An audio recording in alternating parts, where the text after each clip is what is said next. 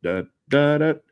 Ladies and gentlemen, we are live. We are live, and it's a magnificent Monday night. We are ready to go, kicking off another week in wrestling here at the Wrestling for Life Network with a little bit of WWE RAW tonight. It's going to be a fun one, folks. We got lots to talk about, lots to get into, so don't be quiet, don't be shy.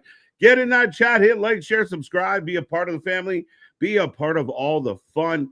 But beyond that, folks, strap in, strap on, grab your snacks, grab your feel good, and let's go.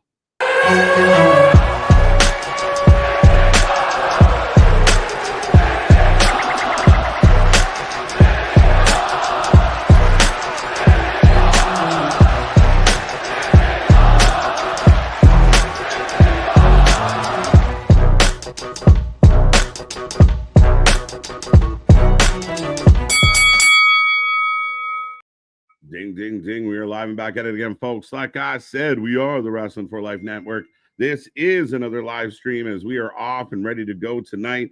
It's going to be a fun one. Lots to talk about. King of the Ring, Queen of the Ring, Goldberg, maybe. We'll find out. But me and this pretty face have you for the next couple hours plus. And I see that chat blown up already. Make sure you say hello. And if you don't know who we are, well, I'm Mr. Everynight KJ White, the Iron Man of YouTube. That is Big Nick.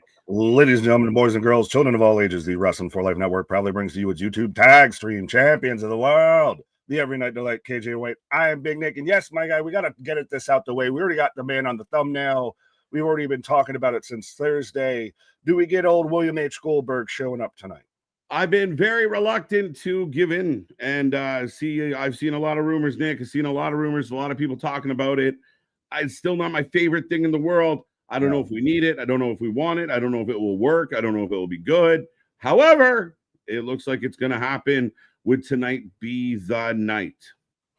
That's been the rumor going around, like we were talking before we went live, of it's been a little quiet on the Western front when it comes to Goldberg news. There's been no one saying, oh, I've seen him backstage. He has arrived in Green Bay, Wisconsin, which on one hand lends you to believe maybe they aren't doing it, but also if they're going to try and do something that's already been kind of the worst kept secret recently, then maybe you just quiet the noise for the day of it. Well, I think that it's been a pattern with the dub, something like this, where we kind of get these rumors and these news stories and these leaks that seem to come out, and then it goes quiet. And then all of a sudden, boom, there it is. So it's like they tease you to make you pay attention, and then kind of hit you with the surprise of like, it's never going to happen. We'll see. I mean, is it kind of cool and nostalgic? For some, it's going to be. Like you said, like that entrance hits. I just don't think we have any faith in the match being solid. I think if anything, anybody can get anything out of Gunther or out of Goldberg. Gunther's the guy to do it. Imagine Gunther gives this man the 3-move smash, and here we go. Oh, don't you say that out loud. But I was about to say, if there's, like you were saying there, if there's anyone that can do some bad and do some damage to Gunther, it's Goldberg for sure. This guy wasn't having good matches 5 years ago. It is still going to be one of those things, like you said, of even today, every time I did a call out for the stream or anything, you even said you did it. You use his theme. Dun, dun, dun, oh, yeah. Dun, dun, dun. It's still always a badass theme. You're always going to get a little, but it's going to be, and then go away. Why are you just, please don't stay. Yeah, that's, I mean, and we know how the IWC likes to function, and we got lots to talk about in that regard tonight. But we know how they like to kind of do it. And, we might get that initial, like, holy shit, he's here. All right, he's here. Right? It's kind of like the whole Cena thing. Like, Cena's back. I hate everything he's doing. Shit. Yeah, beggars, well, that's a different bit of a ball game. I mean, a little bit. Well, with Goldberg, yes, it's cool. It's the nostalgia, but no one wants to see this match outside of Willie. Old Billy is the only one that wants to see this match anymore. Yeah. How do you feel about the rumors that somehow it ties into his son, and his son wants to have a wrestling career? And cool, he's playing football. Let him go play football with prime time, and then he can do that later. We don't need daddy right now. Yeah, join LFG. See how you go. Let's go. Yeah, actually, that wouldn't be a bad shout. Right, season 3, 2026. Let's do this. But yeah, I mean, very interesting times. I mean, tonight, the King of the Ring and Queen of the Ring, we're going to talk about it. I guess first order of housekeeping. new champ, Wrestling God, takes the title coming out. A bit of a tiebreak again. So, but we gave the title to Wrestling God. So be nice, be a nice king, enjoy it. And congratulations. Also, from our last stream that we did on Saturday night, the top 3 chatters, Damian, Sean Reed, MDB. Folks, get in the chat and let us know how you feel. Don't spam us just for the crown, but get in there, chat away, and we'll see how it goes. But yeah, that's our top 3, Nick. Yeah. Well, now that YouTube's added that nice little feature that we don't have to, do anything about. And yeah, absolutely. I love that. We got qualifying matches now for the championships. Right. We should just do everybody's in a pool. That's the Rumble. Everybody's that's in there gets in the Rumble. Yeah, let's go. Gunther, we talked about. Bayley's and Becky are going to have a confrontation tonight, Nick. Bayley did make her return, and some people are thrilled. Some people think these two clout vampires are stuck in each other. Oh, well, they can suck off if that's what they think. But I think that this is what I've been asking for all the way back from WrestleMania, when I thought Becky wasn't going to win the belts or anything like that, when we were just going to be done here, and that would have gotten Bayley on the card, and then you would have had that whole she took her out at WrestleMania, so it would have been the show after WrestleMania, but that was the angle going into SummerSlam, and I'm glad that they're doing it, and I'm glad to see Bayley on TV. Everybody can shut up about they're not using her. Did you see the story going around of Damage Control has broken up today? Anyone else feel like that's 2 months late to the party? Yeah, they kind of scattered, and even upon some of the returns, we'll see if they address it in any way, shape, or form. But yeah, it's one of these things I feel like they're a little bit behind on. Similar to kind of talking about these two. It's like, yeah, I mean, we kind of knew eventually it had to come back around. But if Bayley does have a behind, and it is round, so it ties all together. The lady keeps breaking the internet, respectfully. But Fatal 4-Way, a lot of people buzzing about this one. Jey Uso becomes the mystery man, and good old Rusev, Bronson, and Sheamus. I think Bronson and Jey are your legitimate shooters on this one. The other two are going to cancel each other out. How do you feel? Yeah, I still want my goddamn Karrion Kross. We want Kross. I think Jey wins this. Bronson very much could be. Maybe the Braun and Braun security team helps him out.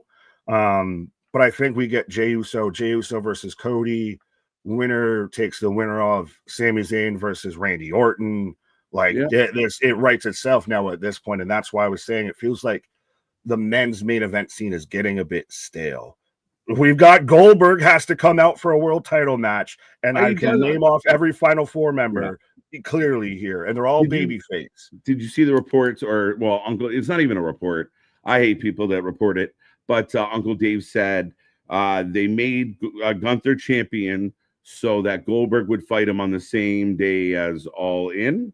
So that it was all a ploy. Respectfully, Dave, if AEW loses to Goldberg, they fucking deserve to. Someone's got to say it. No, because it's goddamn Goldberg. It is a nostalgia pop. Like you said, it's the 3 moves of doom. I can almost call the segment that's going to bring him out tonight if he shows up. Yeah, we'll see. I don't know how that one looks. I see a world where Bronson could win this, but LA Knight's an issue. So it's a tough one to call. I would agree with you. I mean, I think you have a chance to kind of move a Bronson Reed, or like you said, I know you're dying for Karrion to get in there. I know you are. So, yeah, I mean, I feel like maybe the dilemma right now for them is they're kind of strapped in. I mean, Conan says the R-Truth thing was a work.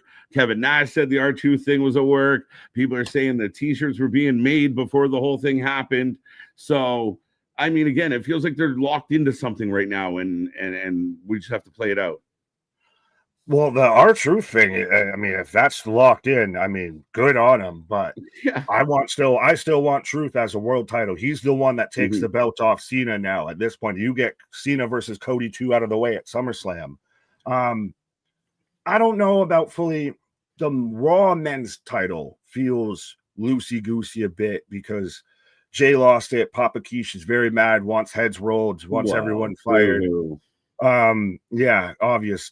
Especially around Father's Day of all times. Right. Seth's still a viable option. Mhm. Bronson and Braun being involved in any way is always a viable option. So that feels a little bit more loosey-goosey. I feel like the Raw or the SmackDown title is the one that's locked in. Yeah, it's very much we're on the Polar Express with John Cena on this one. Like we're all aboard and we're rolling along. You know, Hogwarts, here we come. But it's been I like the Raw Championship because it has had the change to it.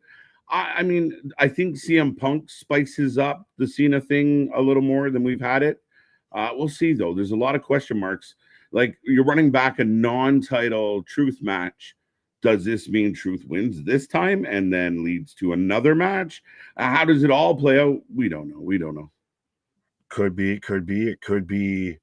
Again, Cody's still an option out there. Cody's been the one that's been the longest time projected to be the one to take the belt off Cena in the end. Yeah. I still kind of like the idea of maybe a Sammy situation or anything like that, or Jay's back there or anything, and we get a turn maybe now at this point, and we get a Sammy with Seth. The Raw division seems a lot more. Well, actually, that's where it could be. Sammy versus Gunther, Saudi Arabia. Sammy actually wins, and you rip everybody's hearts out because Seth Rollins cashes in then. Sammy winning and having that, I mean, dude, as hot as Ron Killings is right now, that might be the guy that you do that to. He beat Cena. He's celebrating, and Seth jacks him with a stomp real quick and runs away with that belt. Magnitude of heat can't be measured, and I know people are gonna be mad about. I can't believe they gave it to him just to do that. Would you do that? Would you have to do that in the last match though? That would be with a crash out. Just buckle up, folks. Make sure you're strapped on and strapped in because the crash outs are gonna be left, right, and center. Absolutely. But do you do that in the last match of that to where I don't know that crashes in? Well, that's probably where you would have Ron take the belt off John. Then what you do. Seth cashes in on Cena, and that's Cena's babyface turn is going after heel Seth. I think no. It's got to be on Ron. It's got to be on Ron just to grab that. It would be such a heartbreaking moment. It's like Kofi. No. I'm saying to where afterwards, when Seth, like if you don't do it at the last match, Seth's got to run it back with Cena.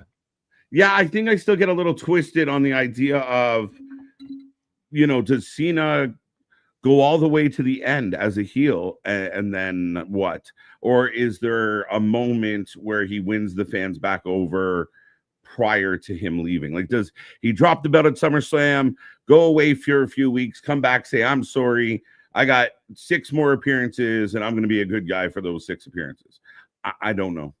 Does he go away passing the torch to Ron? The man who looked up to him his entire childhood. If it's an alley-oop to something like Seth, yeah, for sure. Why not? But would you do all of that on John's last match? If you're never going to run back John versus Cena?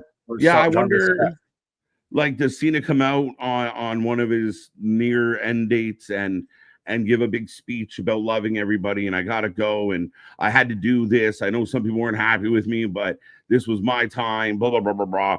And then somebody pops up and says, you're not, and they got one more match for Cena. That's kind of that big moment that he can even go over if he wanted to, because you've eliminated the belt from that equation.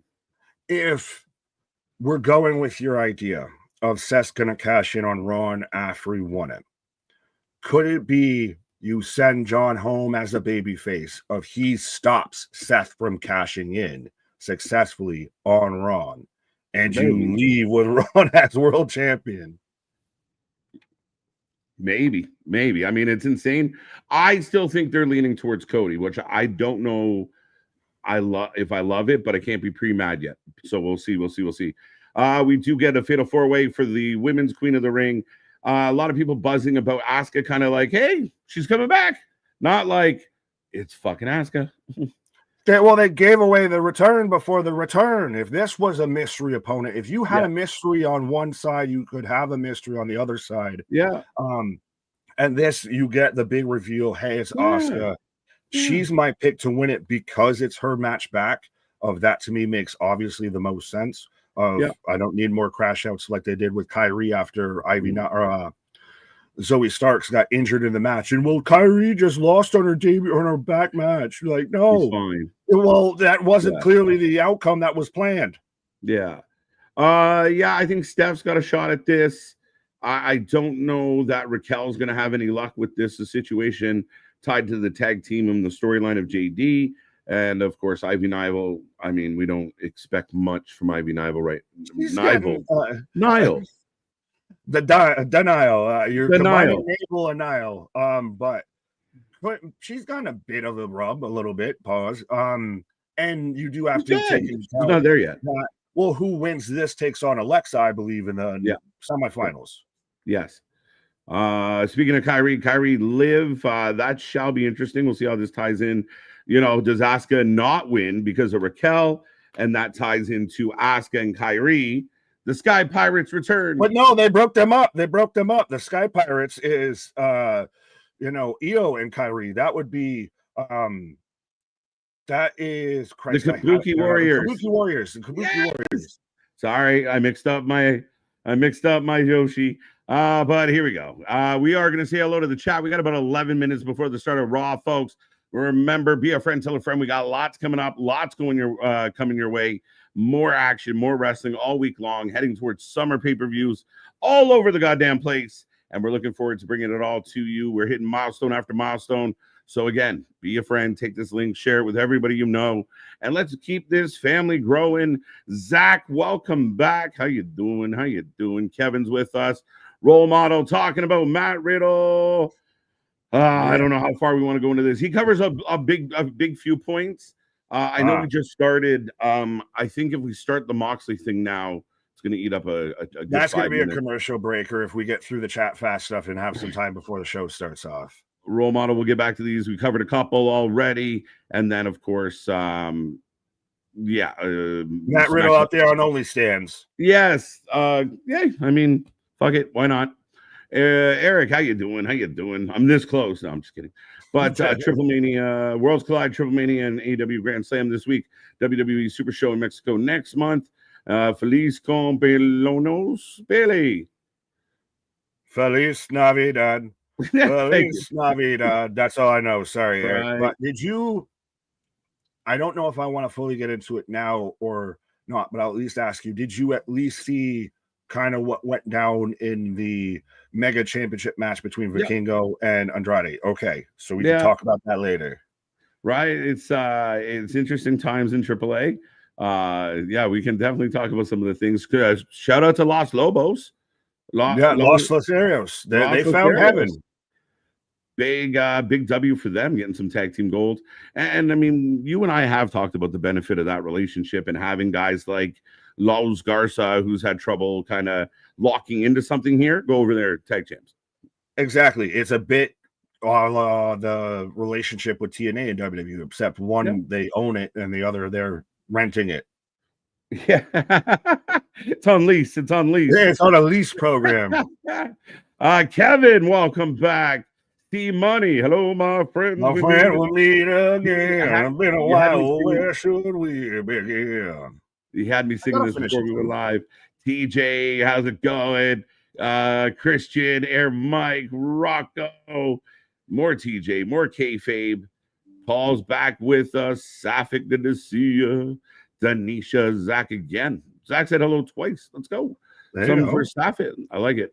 Yo, Paul, what's up? MDB, the Knee Pad Patrol on the loose again. Jules from KC. Yo, KJ Nick, hoping for another W show tonight. Well, the wrestling might suck. We never do, so it's a W either way.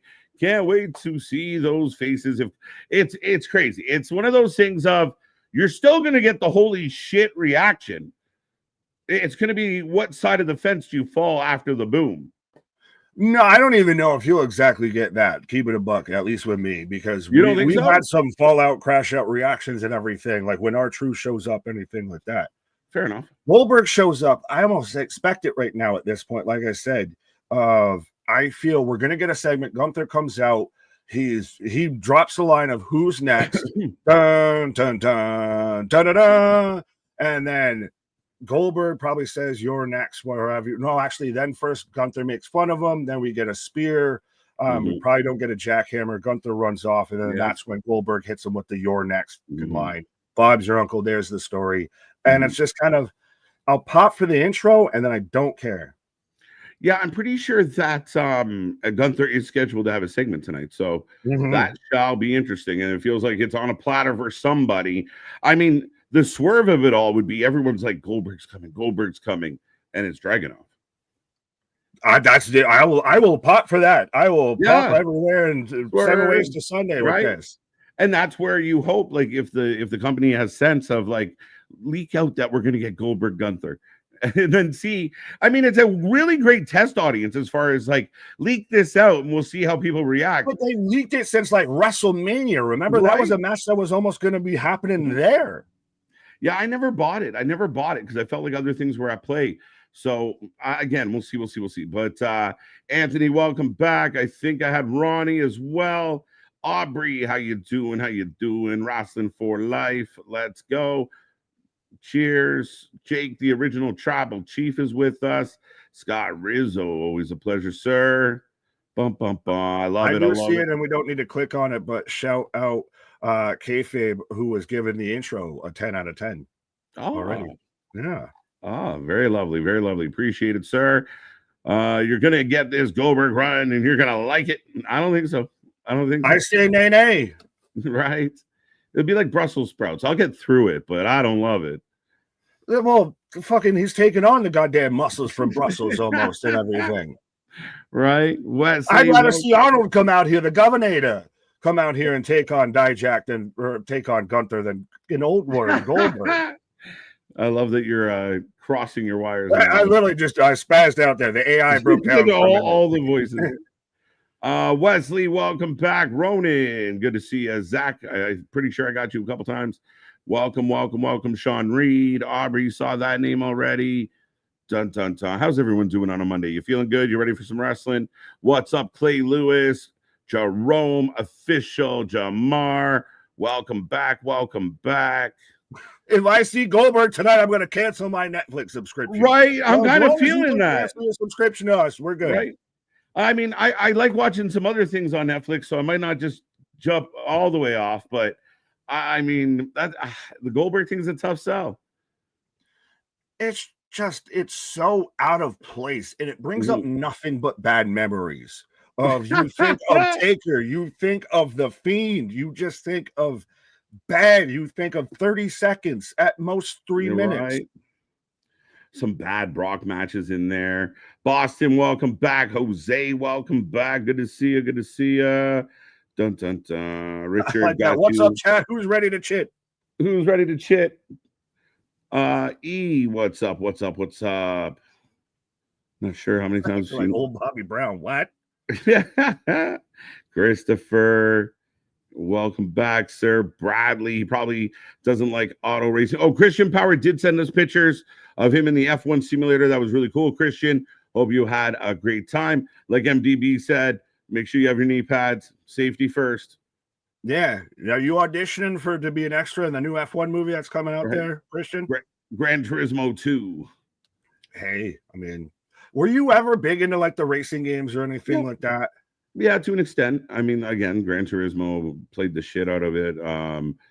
F1 a little bit, not so much anything NASCAR, but yeah, no. Yeah, I was the Need NASCAR, for Speed, making a left turn. Making a left, Need for Speed and shit like that was more my vibe.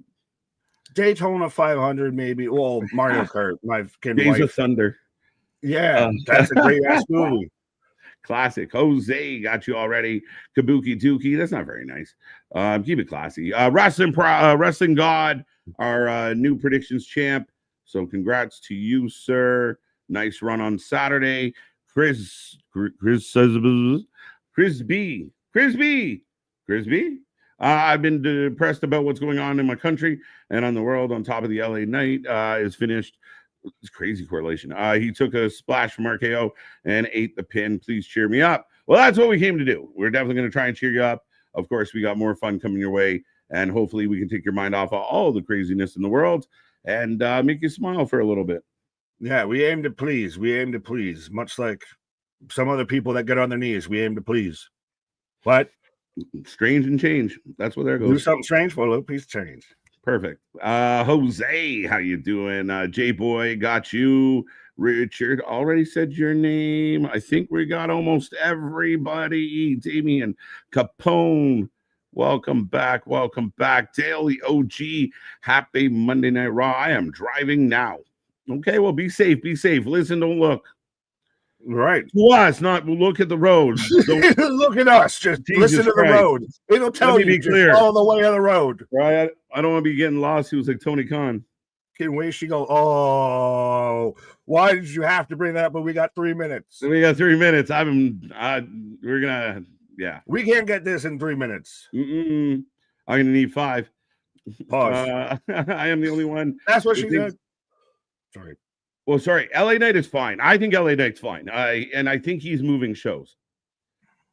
Because LA Knight is carrying Cross just older. Like, and I don't mean older in the sense of literally older. I mean in a sense of like people have been behind the movement for over a year now, I feel. Yeah. The difference between Cross and Knight, though, is Cross wishes he had LA Knight's TV time. Because that's the tricky part with LA Knight. I think LA Knight's in a tougher position than Cross, because at least with Cross, we can say they haven't used them. So when they do, it can be big.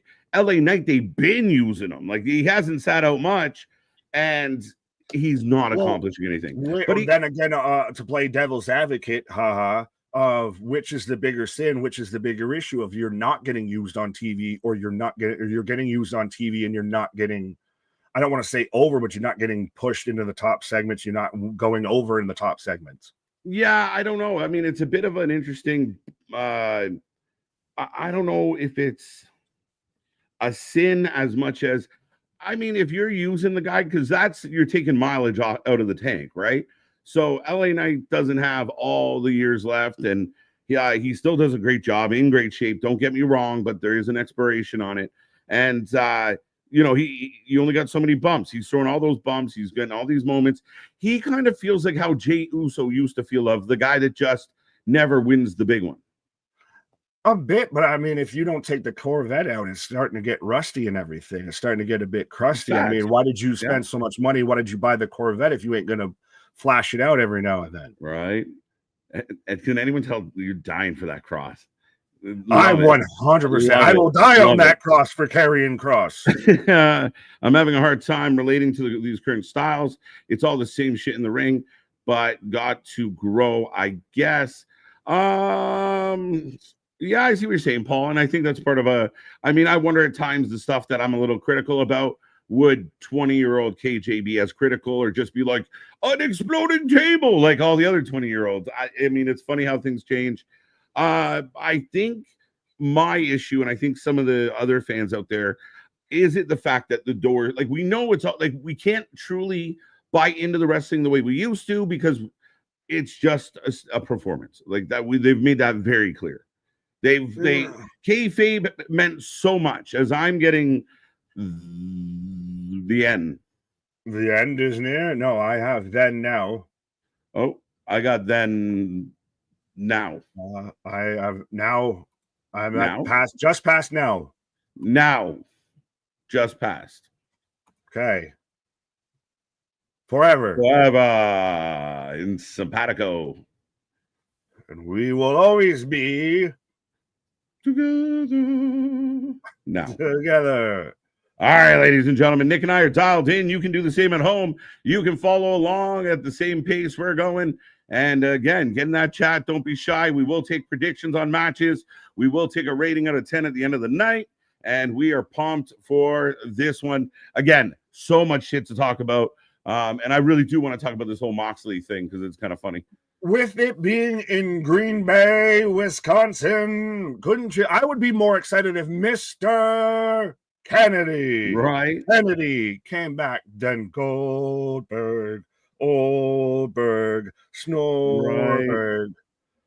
Maddie, how you doing? Sean Reed, welcome back. Ronan, Denisha, David. This guy got a Goldberg video package saying he's coming. I don't know. I told you how the segment's going to play out. Now just watch and see. El Grande Britannico was Gracias, amigos. Sí. Are you an amigo or an amigo? Your nemesis. Welcome. Goldberg coming out, not Goldberg. Jey Uso looking a little less energized than he has. The former champ. He's losing the yeet. Road.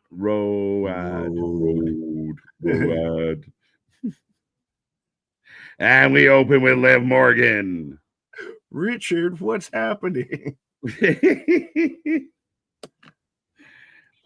Luke, I am your father. The name's me off. Don't say the rest. Go away. You want me to fluff pillow? Paul, I'll tell you this much. I can't stand not switching channels when they're commercials. That's why you got us. We got no commercials. Yeah, I think I know Paul talks about the commercials a lot. I know our buddy Mr. Noob does as well. I think it's just one of those things that we kind of it's gonna be there. So if it's so unbearable, what do you do? Like it's not gonna change until they move all their shows exclusively onto Netflix, which it will be the case. Corey Graves. Hey, no McAfee. No Pat. Well, is Pat gearing up towards football season, what have you? Or is he on a little vacay? And Corey and Conan, despite how I felt about Conan, they got pretty good praise and everything out of them being paired up for Worlds Collide. So maybe Corey's getting a little bit more rubber to zug. Right. Well, yeah, I think that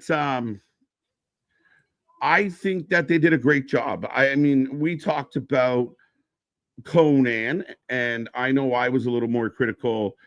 You were a little more understanding of he was kind of, that's him. He's kind of chill, just kind of more educational than the typical color guy. But I thought Corey was great in the lead. I thought he was enthused, obvious understanding of what was happening in front of him. He's a guy that knows his wrestling stuff.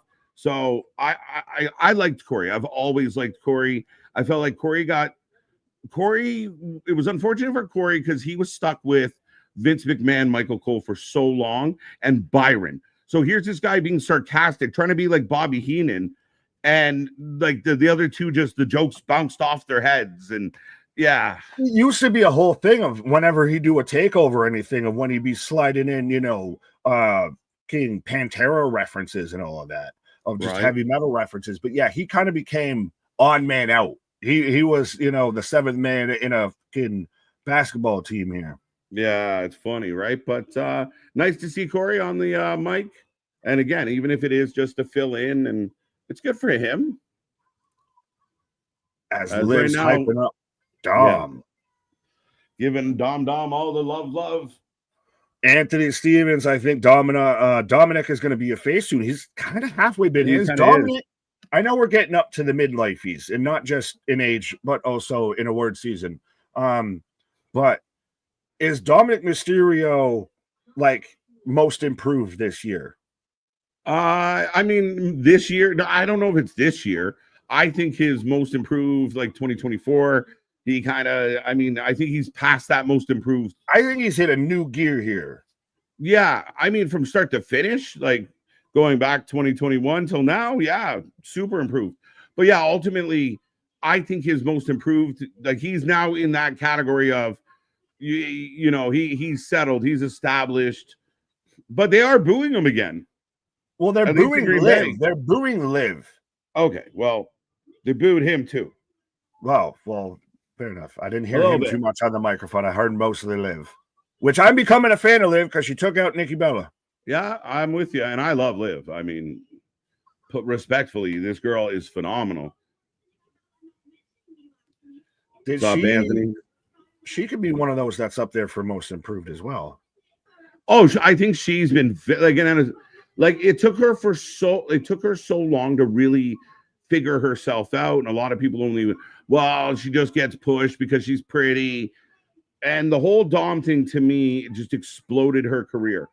Now she's outstanding. The only 4-time women's tag team champion, I believe, is what she said. Why? Yes. Is that an accomplishment when there's only been 8? Insert, there is no division. Right. Who the fuck did you beat? Matter of fact, who beat you that you had to win it back 4 times? Right. What's up, Chris? 1 titles. Yeah, no, that's awesome. Jules, shouting out Corey. MDB, Jordan Smith. Oh, how are you? We are in the opening segment, folks. Liv Morgan, Dom. Liv will take on Kyrie. And Nikki Bella is going to help Kyrie get another W. So Liv's already calling out Oh, Io. Shit. Io!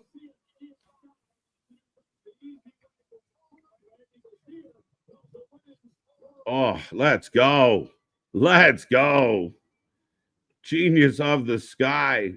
It's interesting to see who's now going to be the next kind of challenger for Io, because we know Naomi's still got the briefcase.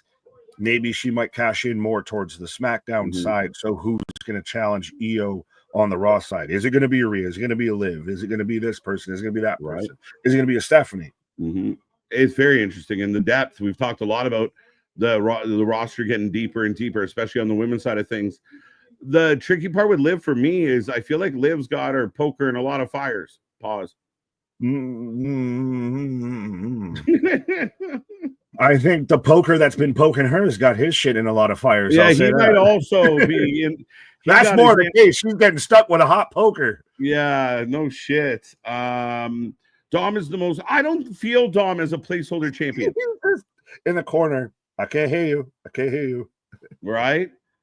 I think Dom. Do you feel like Dom's a placeholder? I think he's a good chicken shit champion.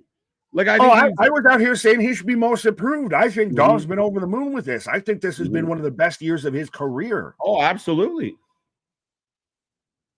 He has become a star, and it's even too. And I will say this: of when you hear him talk off screen about not doing anything per WWE, but just talking about what he sees pro wrestling and everything. I agree with a lot of his views and everything. Like this man's very much vetted into the business here a little bit instead of just, well, I like to do the flippy things. He can go from wrestling a WWE style to wrestling a lucha style like that.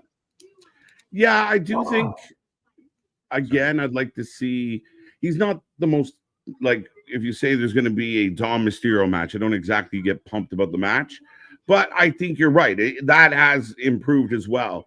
But I'm shocked at the character, the confidence, the attitude. The kid that we saw with his dad for so long, we were begging for it to go away and begging for him to go back to NXT or go to NXT. This is night and day. He really is almost a little bit of like if you combined Eddie and Ray into one human being. There's people that still are jealous of this man. Of he's just somehow, according to kayfabe, just got the biggest swag of all time. He's like Will Ferrell's character and the other guys.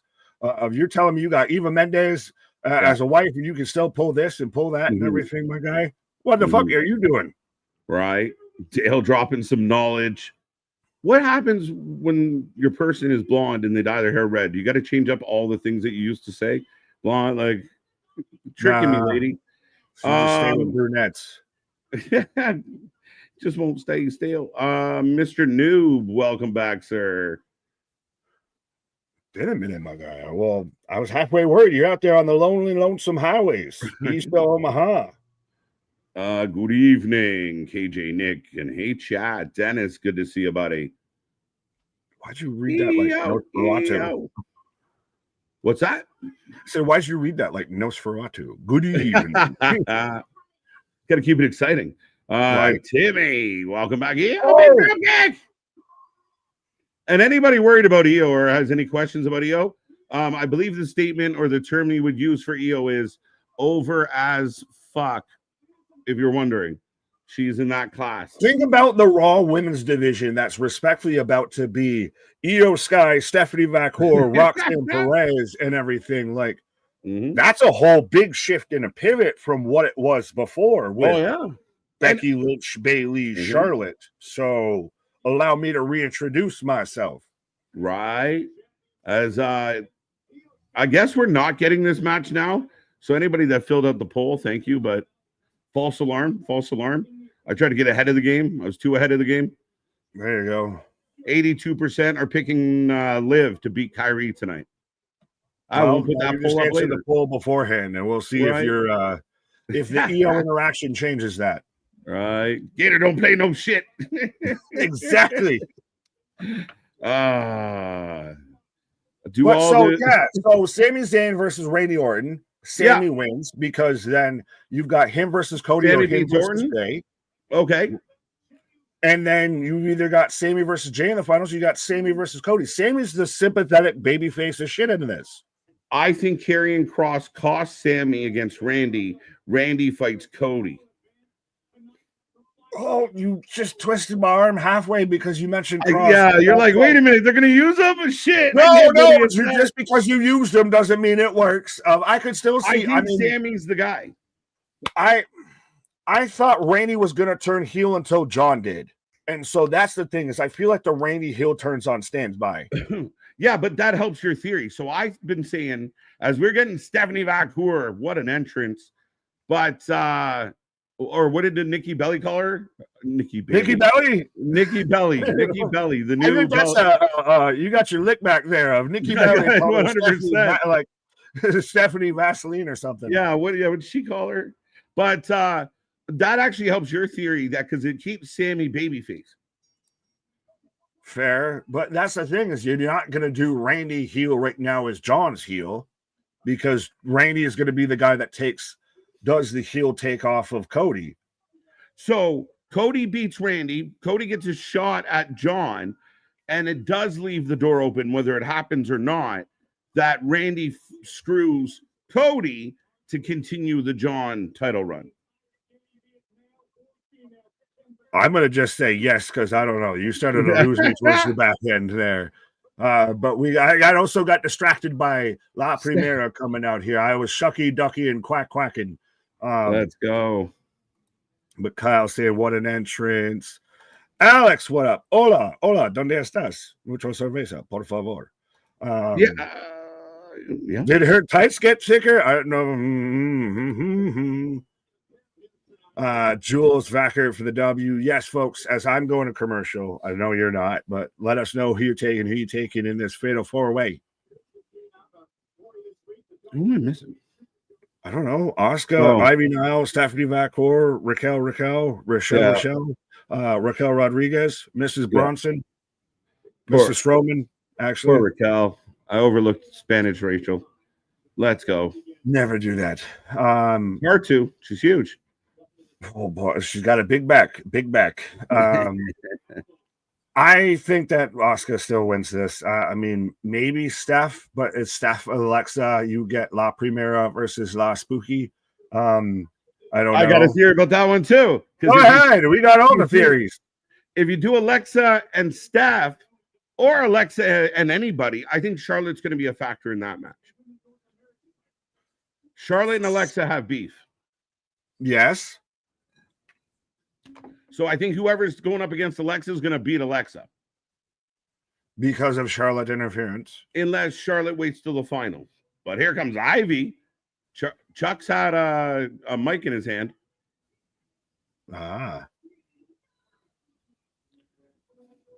I'm here for the booty for sure. We'll stay for the post-credit scene. We show all the booty. I'm here for the booty. Let's go. Only stands. Here we come. Rudy Tooty, fresh and fruity. Yes, no, we'll be out there next. We'll be on what is it? Is it only Smarks or something? What's the Rob Van Dam one? Shout out to RVD being daddy this late in the game, though, too. Happy Father's Day. Dude, no, they're legit. They're having a thing. No, I know. Yeah, no, it's craziness. I mean, but we're in between his only wrestling or whatever it is, and Riddle with OnlyFans there. We meet the creamy middle. Pause. People are gonna start leaking pics of Riddle, and I don't want them to. Stop that. Don't do it, folks. Don't do it. Who gets more subs, Matt Riddle or Elena Black? Matt Riddle. Nobody should suck. Oh, bro. It's got Broly fans. Let's go. Broly fans. Cora does nothing for me. Nothing. Oh, Nothing. And her attitude, and I've said it on here before, nobody should be paying to follow her. She's not good enough. She's not worth it. Her attitude sucks. She's laughing in your face, basically saying, you're a gross mark, but you're going to pay to see me.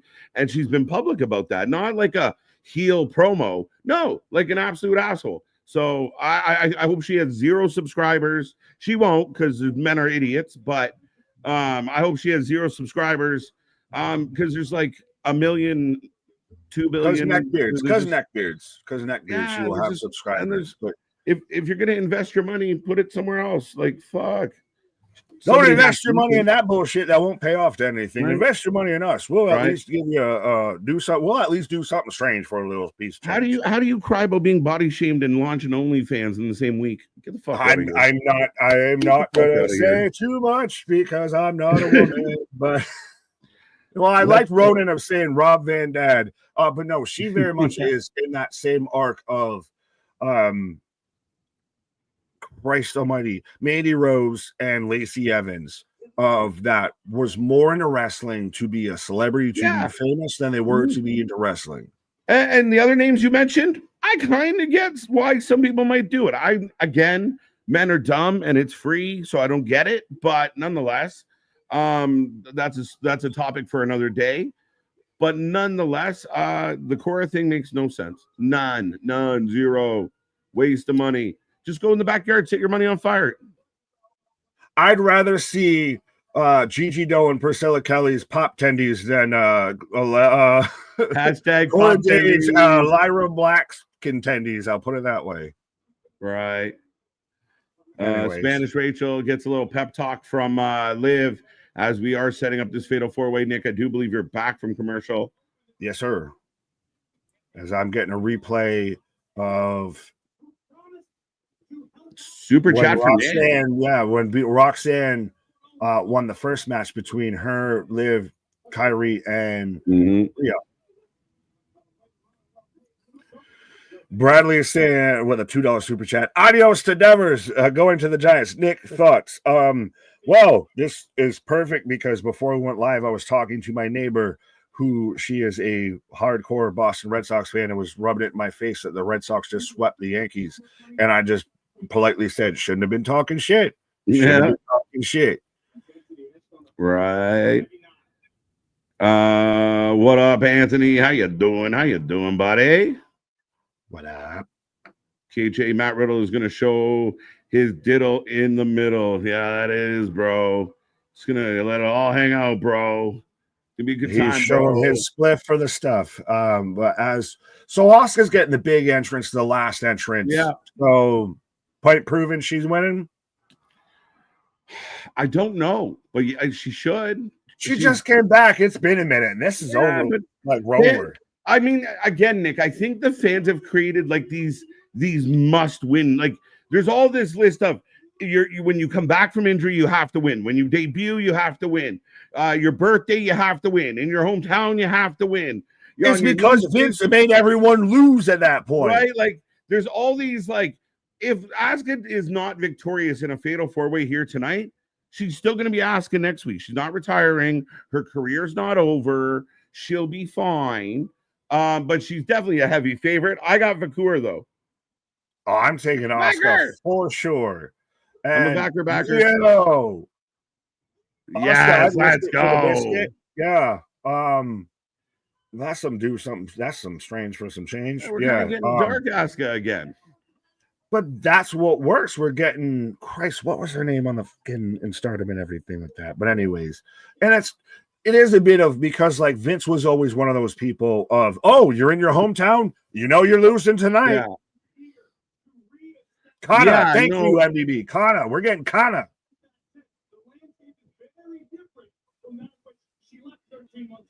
Yeah, as even Corey's bringing attention to it. She's looking very different than she did 13 months ago. She's been out for over a year. Yeah, it's been forever. Well, we are off and running. So you got to get the win on first match back after a year plus. She looks good too.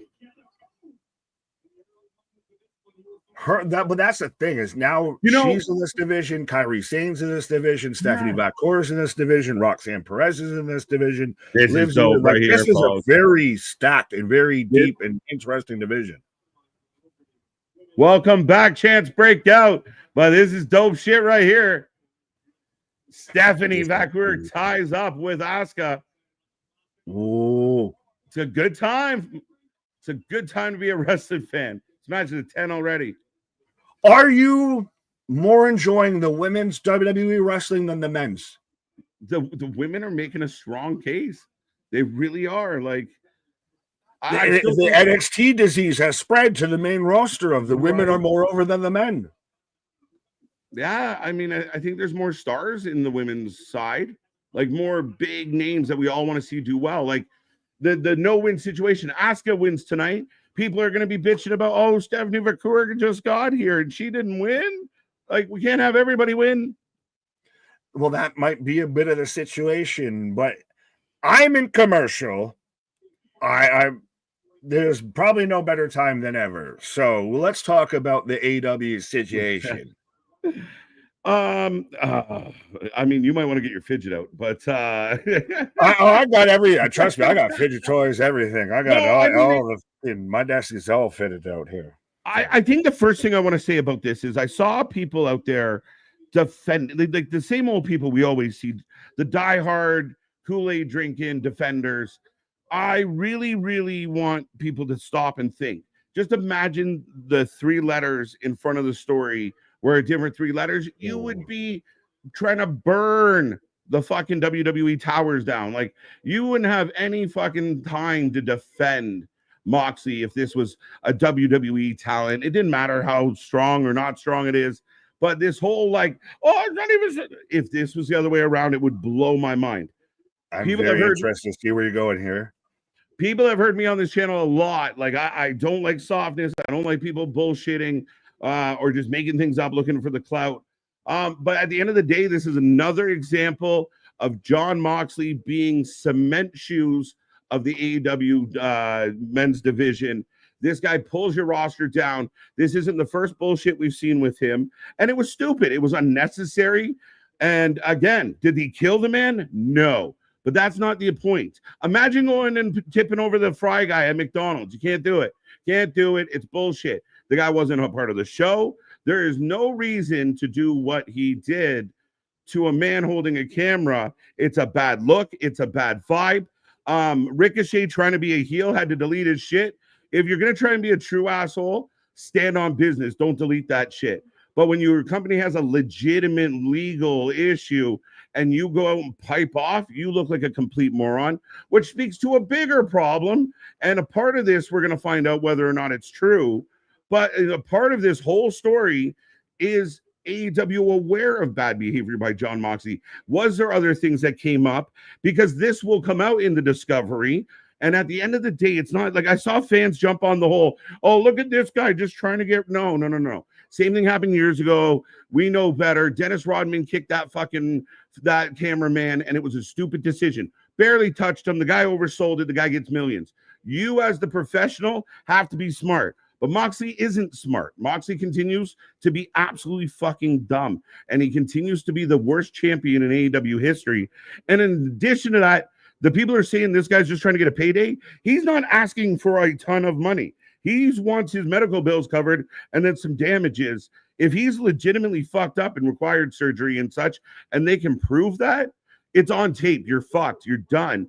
And anyone out there, you shouldn't have touched him. Don't touch him. If an NFL player went over and fucking dumped a fucking sideline reporter on her fucking head, then the same questions would be asked. You can't do it. It's not a part of the show. To me, it's a bad look. And if it's a patterned history, another example of Tony Khan should have paid this guy off and had him go away well before a lawsuit. But here we are. We are back in action. I will just say this right now. I don't think it's a patterned behavior. I think that's a little bit of from Moxley. I think it's working the character and what he portrays into fit the situation. So he can run around and hit anybody, anywhere, anytime. I'm not saying that. I'm saying that I don't think that there's a prior history, is what I was arguing. This is the guy that got in trouble by the network because he had to keep coming out and saying "fuck" on national TV. Cool. He swore. I don't. There's not a record that I can see of him committing anything close to this. But when you make a claim legally as part of a lawsuit, there has to be validity to that claim. You can make a claim. I can make a claim. I'm the greatest of all time. I'm wondering what comes out, because you think Moxley's a stable guy backstage. You think Moxley doesn't have temper tantrums and I don't think he's anywhere as violent and as on-chain as it was portrayed. I will say that. Yeah, no, but it's dumb. It's the spike spots. It's eventually Moxley's going to hurt this company because he's going to puncture his lung or shatter someone's face because he can't wrestle. So he uses this over-the-top bullshit, and now it's going to cost Tony. It's not a big deal. To me, it's reminiscent of when Stone Cold Steve Austin hit the woman on the barricade, and surprisingly, we haven't heard about that. I'm saying it's still one of those shit that happened. Yeah, but she faked it. This guy's not faking. You don't fake the medical bills. You got pushed over live on TV holding a 40-pound camera. How old is this guy? Some people said, well, get younger cameramen. Listen, I don't give a fuck. If I was doing my job and you walked over and tipped me over, I'd be suing pretty quick too. Right? Trying to make excuses. That I read that I found interesting is that he was demoted at some point during all of this or anything, or in between that, because this is from 2023. This isn't from super recent. This is from 2 years ago. Mm-hmm. Yeah. So it's very interesting. I would be lying if I said I think it's a little bit of a bit much about something. It's whole lot about nothing, I feel. Dude, live on TV, the man got yeeted. That's undisputable. You can't argue that. It happened right in front of us. That man got knocked down doing his job. That is going to cost them no matter what, because it's there.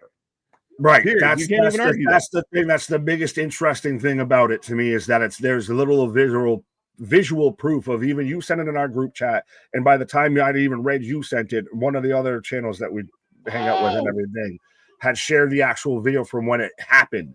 Yeah. Now I know I rambled, but there is a really good match going on, folks. But yeah, hot topics around. Listen, I don't think it should either. Is it egregious? Is it no? But it's indicative of Moxley just, again, walking out and telling fans, tell that guy to go fuck himself. Completely unprofessional. And Ricochet today, in an attempt to be like, Ricochet to me reeks of desperation. I didn't see anything from Trevor. I didn't see anything from our favorite Fighting Irishman. He said people now, he quote tweeted the thing about the lawsuit and said, some people are pussies nowadays, or something akin to that. Well, he knows from experience. So right. So again, is it a big deal? Should Moxley be thrown out of? No. It's not severe, but it's just reckless. It's a thing. So what's the next thing that happens? And with Moxley, to me, he's trying so hard to prove to the world that he's this crazy man that he does stupid shit like this. I like this stuff from Denisha. Shout out everybody, but I love Denisha with a $2 super chat of KJ and Big Nick. This be WrestleCore much needed. Yeah. Judge Joe Mathis presiding out here. We'll let the court, we'll let the people decide. We'll take it to a jury of needed or unneeded, valid or invalid. No, but I mean, again, I don't like you said though. The biggest smoking gun is there's broadcast of it, so that already enough, and especially to whoever who's not a wrestling fan, who doesn't know pro wrestling or anything, is going to see that and just clearly. My big thing is I know the cussing and everything like that and going over the fucking lines of choking a man in a plastic bag. I don't think Moxley's a guy who's overtly physical backstage. We would have heard about that with everything with Punk and Malachi and all of this. So trust me, they don't hide people getting physical backstage. They don't hide that well. We've seen that proven. So I think he might be not Turner's favorite guy. But I don't think he's a guy that actually gets physical or anything beyond this. I think he just gets caught up into his indie bullshit and does indie bullshit. Big clothesline by Ivy on Steph, but no. And again, I can't verify. I can just go by what I see with the guy, and he doesn't seem like a fun guy to deal with. But all that being said, AEW could prove. I mean, I don't even. This is going to get settled out of court. They're going to give him a couple dollars more than he hoped to get, and it will all go away. It's not the end of the world. It's not a big deal. But to me, that it speaks to a bigger problem. And I believe that John Moxley is cement shoes of the AEW's men division. He's killing it. He's hurting this division. You have better talent than Moxley that are not being used. You have a shit Death Rider storyline that's hurting. You need to change. And maybe this whole situation makes them have a pivot. If there was any inkling that Moxley should continue to be champion after All In, it should be dead now. Get the belt. Oh, yeah, now you pull it off of 100%. Of Ospreay's already had to slip up and say AEW sucks because Moxley's champion. Asuka double drop kick off of Raquel. Raquel with both Ivy and Steph up. Asuka hits the drop kick, taking all three down. Well, it's even like with Gabe Kidd, who's been featured in the Death Rider storyline and everything. I watched him in New Japan was very hesitant about bringing up any sort of his ties to AEW or the Death Riders or anything like that. It almost feels like they don't even want to get that stank on them. Right. Yeah. I mean, it just ended. I mean, it's not going well. And you have something with Ospreay. You have something with Hangman. You have something with Swerve. But then you got this old uncle that doesn't know how to play by the rules. And, I agree with MDB in the sense of, like, it was intentional. Again, some people say, well, you kind of know it's part of the job. But, again, there's processes in place. If you're going to hit a cameraman, if you're going to push a cameraman, you have to go to the head guy and have a conversation about it, and you got to plan it out. Again, the wrestlers know they're going to take a bump. Why wouldn't this guy? Nobody in the, well, I mean, it's AEW. People are probably surprised, but yeah, I mean, it's just. There was no production meeting. That's the biggest crux in this right. argument. It's just, to me, the issue is it's just senseless. Is it epic or huge, Nick? No, it's just mindless. It's just a problem you don't frivolous. I think we're on 2 commercials so far, maybe 3. I've had at least 2 during this match. I've got Stephanie and Asuka, Katana, Thunder Blaze squaring off here. Yeah. The company does feel a little desperate from some of their big stars, some of their names. Ricochet seems so desperate. And listen, we praised Ricochet on this channel, for trying to like stir the pot. But you gotta know when not to go in, bro. Like, you gotta pick your bottles. You can't just do whatever you want. I like picking your bottles. Pause. But I like this from Lady B. We need wrestler court. The complaint is posted online. The prosecution needs time to review. Recess, please. Objection overruled. Right. Sustained. We could totally be lawyers. We totally could. Hey, you lawyer guys.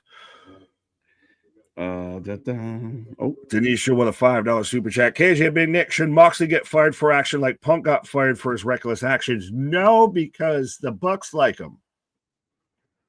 But I really don't think at this point they couldn't afford to do it, like just company wise.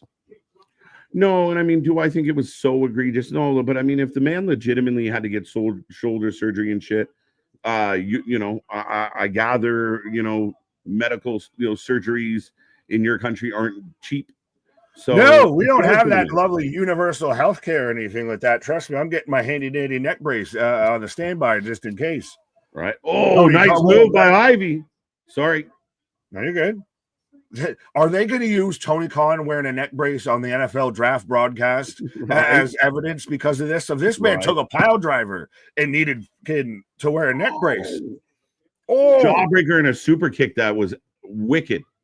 Big move from Raquel. Ivan Neville looking like a mini Luna Vachon. Facts. That's a Yeah, she has been for a minute, but that's a polite way, Corey, to say, Raquel's just kind of doing the basics of she's not here for style Oh points. no! Who? Rhea! It's Rhea! Powerhouse v. Powerhouse is the match we're setting up here. Big pop. Riptide. Wow, Riptide. Raquel is toast. Asuka. Do it. Put him up. 2, 3. Asuka. The Empress Impact. Another flying butt move. I don't think I'll take it. I'll take an impact from an Empress. The Empress Impact. I don't love that. I don't care if I got to be a sultan, a prince, a king, whatever I need to do. Right. But Asuka looking good. Big W. So where does this go? Like Rhea, does Rhea get a tag team partner? Or she just has a singles feud with Raquel. Yeah, Nikki Bella has a singles feud with Liv at Evolution. Oh my God. If it's Nikki Bella and Rhea Ripley versus, because they can't get Bree signed. No. I smell it. You just had me doing the John Bernthal, the Punisher there of just no, wait, no. Right. Asuka's back. Asuka with a big win. Oh, we're with Asuka in the ring. SC Evolution has to break 5-match rule. Yes, it does. I heard rumors at least 7, 8. But yeah, the anticipation is there's too many people move. Like we might get a really big card. We might not get the longest matches, but yeah, I expect it to be. Well, when you're getting Nikki Bella and Trish Stratus showing back up, respectfully, you're not going to get super long matches. I will be the queen of the ring. She could be. She should be. Asuka versus Io Sky. Yes. Especially Evil. If they kind of keep pushing her like Evil Asuka, maybe she misses Asuka. Yeah, like she takes, if she hits an EO with a miss to take that belt and then go back the other way. Woo! Does it start with an accidental one and then you start to really kind of sell that it might have not been quite so accidental? I don't know. Maybe not. Maybe. Thank you for the super chat, Spaz. They got 7 titles and friends that might want to participate. Yeah, for sure. I saw another super chat that I meant. There we go. Denisha dropping $4.99. PJ and Big Nick. Moxley get fired. Oh no, we got that one. Yeah, I think there's a difference between pushing someone over and goozling somebody. And that Punk was a goozle. You fought the executives of the company, not camera guy number 7. Alex pumped for Rhea. Mommy coming to the aid. So we'll see how this plays out. I'm worried that they're going to stick them together. My puppet is back. I know your puppet is worrying me here. Pause. That's how you get Nikki over. You give her the rear rub. Well, I saw it kind of halfway floated of you. Yeah. Nikki and Belle and Brie. Yeah. And then they have to take on Liv, Roxanne, and Raquel. And we need a third. So who could that be? Yeah, but why would Rhea join Liv and Raquel? No, she joined the Bellas to fight. Liv, Raquel, so and Rock joins Liv. Yeah, so you get the Judgment Day 3. So yeah, we could get a triple threat, or sorry, a trios match. And if my theory was like, they were like, how much money you want? And she was like, Brie mode money. And they were like, no, we'll just use Rhea. yeah, honestly. I mean, shit. As we go back to 2 weeks ago, not last week, 2 weeks ago, right? Last week. Lots has happened. All right, you talk about this. This is where Daddy Quiche is all upset and wants everyone fired. Oh my God. Playing hard for his boys. But it's one of those like so obvious. I mean, Christ, he's out here of Jay, like it's the meme of you got Jay that's getting saved by Papa Quiche. Yeah. You have Solo that's still floating in the middle, and Jimmy's just dead at the bottom of the pool here. Yeah, they're gonna look good in the tag team division very soon. Oh, they need to be. They need to be. Does WWE add Private Party? Yeah, I'm down for that. I think it's gonna be cooking. Put those two in the ring, yes, and it instantly validates the New Day again because every time they get in the ring, it's a good match. Even if you're sick of seeing it, it's a good match. Don't give a shit. Oh man, you do you, boo boo. As up next, we got Gunther. Up next, we got Gunther. Shit. Well, ladies and gentlemen, show rolls on. We go to commercial break. I believe break number 4. Somebody can correct me. Yeah, Puppet KJ in the house. Shout out. We need Curtis, the over-under master on commercial breaks. Right. As I am getting the New Day. I am getting Charles Barkley arguing with Siri Charles Barkley. Right. I got, oh my God, Cat Williams Woods. Pimp down. What? Pimp down. 10-32, Pimp in Distress. I am aboard, Damon. You gotta see Xavier Woods right now. I wish I could. I thought you were literally telling me we got Cat Williams showing up on WWE. 10-32, Pimp down, Pimp in Distress. He does look a lot like Cat. Pimp in Distress. Yeah, pimping ain't easy. He's out here looking like Dolomite. It's fucking hilarious. Pimp Daddy Evil and Cat Williams. And Kofi's wearing leopard print with roses. So it literally looks like looks like a pimp and one of his hoes. Now see here, bitch. This is why we all showing up on the tag team division. Right. Keep it dry. Keep it dry. Right. That is cryptic chronolite, motherfucker. Why is it sparkling? Why is it sparkling? I sat on my stove and just looked at my fridge. That's the best one. I bet there ain't shit good in there. There ain't nothing in there. My baby was crying. I didn't hear nothing. But yeah. So now we got the New Day. Pimping ain't easy. No, hard out here for a pimp. Pimp in distress. 10-2, Pimp down. I still always just love. I am aboard. Dolomite. Oh, where's Pinky? Right? You mother. I wish you mother. Just stomp out. You're playing with my emotions, Smokey. So the New Day are doing this thing where Xavier lists off a tag team and Kofi yells out, unworthy. Who is more or least over, I guess, as a heel turn tag team? FTR or the New Day? FTR. New Day's got tag belts and doing good shit. They're at least doing shit. Well, they're at least doing things. They're fighting luchas. They're doing something.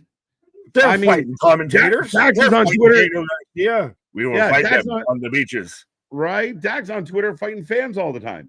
Who gives a shit? Say it again. Say it again. Keep it dry. Keep it dry. That's my nothing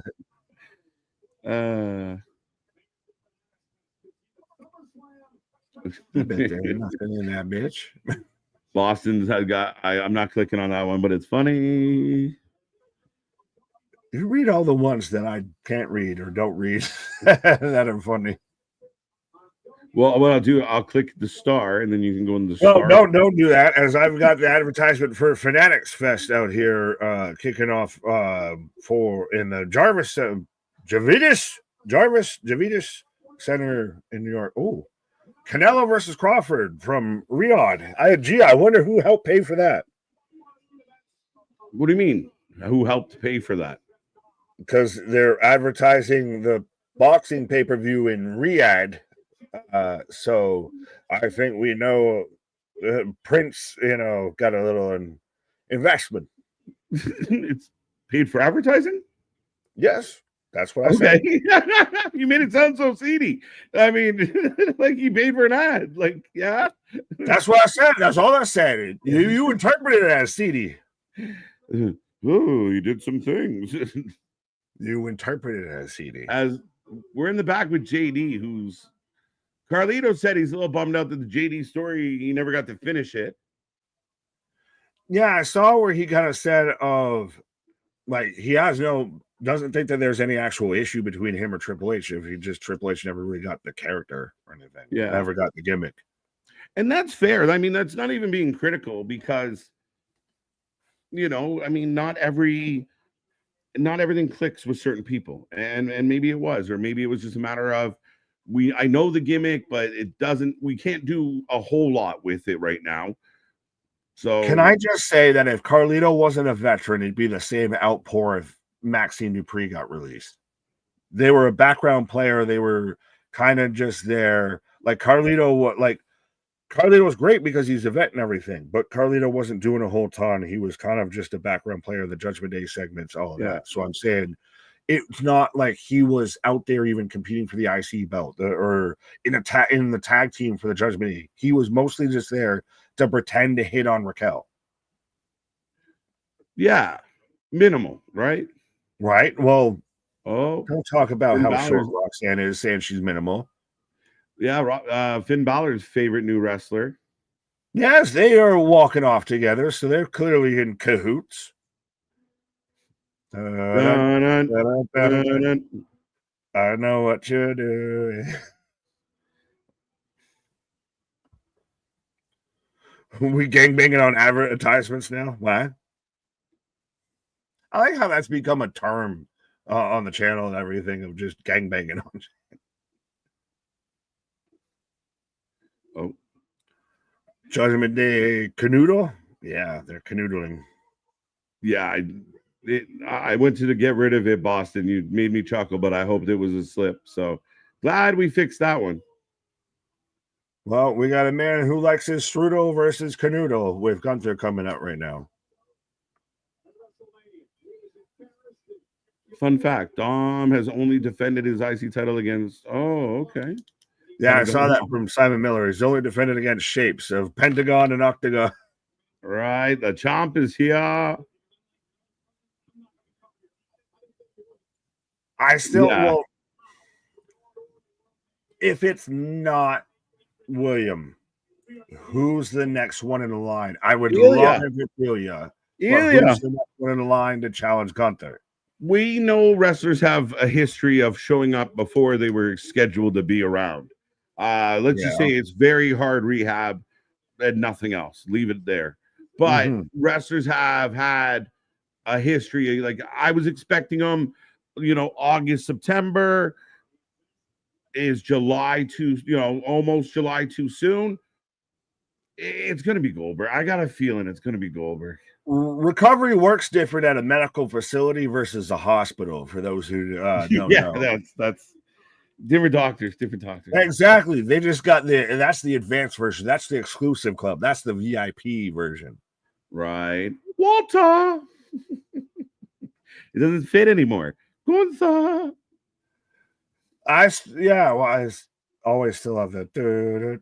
It's like fucking Jaws showing up. That's the thing is he has the presence that Goldberg did, and that's I guess the only way that this makes any bit of sense is because Gunther feels like the bad motherfucker that shows up, and the second you hear oh shit. Right. It's about to go down. Same thing. Dun, dun, dun. You get to 2 beats of Goldberg's entrance, and your asshole got tight. Pause. Right. I need Puppet KJ versus the Iguana. Take my money. Let's go. Well, real life KJ don't really want to fuck with too many iguanas, but hey, what can you do? Fair enough. Well, we'll just sell the puppets. We'll do. Coming soon. The Nick and KJ and Anthony puppets. Right, so you can do, your own little broadcast of us, doing a stream and everything with the puppets. You can do it while you're wearing your hockey jersey too. I don't know why. Just the idea seems so someone weird. with their hand in your ass. Well, I mean, that wasn't exactly the issue. I mean, that's kind of the issue. But we got Gunther doing Gunther things. Now, keep in mind, I'm waiting for him to say who's next to see who. I miss Kaiser. I've seen people pitch that Kaiser could be the fourth man with Seth. Oh, I like that. But even Kaiser coming out here and going, "Did you forget about me? Hello." Not sure what accent that was, but I did it. Fair enough. I'm still, like I said, I'm still waiting for Gunther. Once he says the line, "Who's next to challenge me?" Dun, dun, dun, I think dun, dun, I'm telling it's that's the thing is it's fucking wallpaper. I feel a bit with some of the shit. What's next? I heard all the rumors and all the chatter. What's next for me? Fuck. Almost like I told you was gonna happen. Definitely not that guy. Please not that guy. Which means it's totally that guy. Exactly. I don't care about rumors. I don't care about rumors. I don't care about him either, Gunther. I like that he puts an F in Seth. The only other one who does that is Becky. Sounded like a Dutch accent. Been hanging around my Dutchie too long. That's not a good thing. Well, just pass it on the left-hand side. You're rubbing on that Dutchie. Pass the Dutchie on the left. That's what I said. Just pass it on the left-hand side. I got you. What do you think, people? Is it Bill? Is it Bill? Big Willie style. No. That's the moment. That's the thing is the second you're gonna hear it, you're gonna react. I don't know how Goldberg, Goldberg, blah blah. No, not that guy. Yes, that guy. It is that guy. Goldberg's in the building. Straight from the WCW retirement home, William H. Goldberg comes out. The crowd is bananas about it. But yeah, we said it. You pop for the entrance. It's a badass theme. I don't give a shit past this. Like I said, Gunther's going to now make fun of him. Then we're going to get Goldberg can spear him. You could try and go for a Goldberg or a jackhammer. Gunther's going to get out of it, rolls out, and then Gunther, you want to know who's next or what's next? I'm next. Yeah. It's fucking paint by numbers, and it's getting fucking stale. That's why I got mixed emotions. And I was never that big of a Goldberg guy, but I was a Goldberg mug. I had the WCW toy belt to where it had his name on it. I had the VHS that all his matches. Well, the streak of all the way beating fucking Raven and his whole flock and all that. That's the man right there. I'm only here to introduce this guy. Oh no. Please. Are you serious? I thought you were serious. I'm here to celebrate you. I'm here to celebrate. It's still crazy. 2025. Goldberg's in the ring. John Cena's doing shit. R-Truth is over. Fucking timeline. What Mandela effect happened here? Is it still the Bernstein Bears and the Bernstein Bears? Which one is it? Right. These timelines are confusing. McAvoy or Stewart?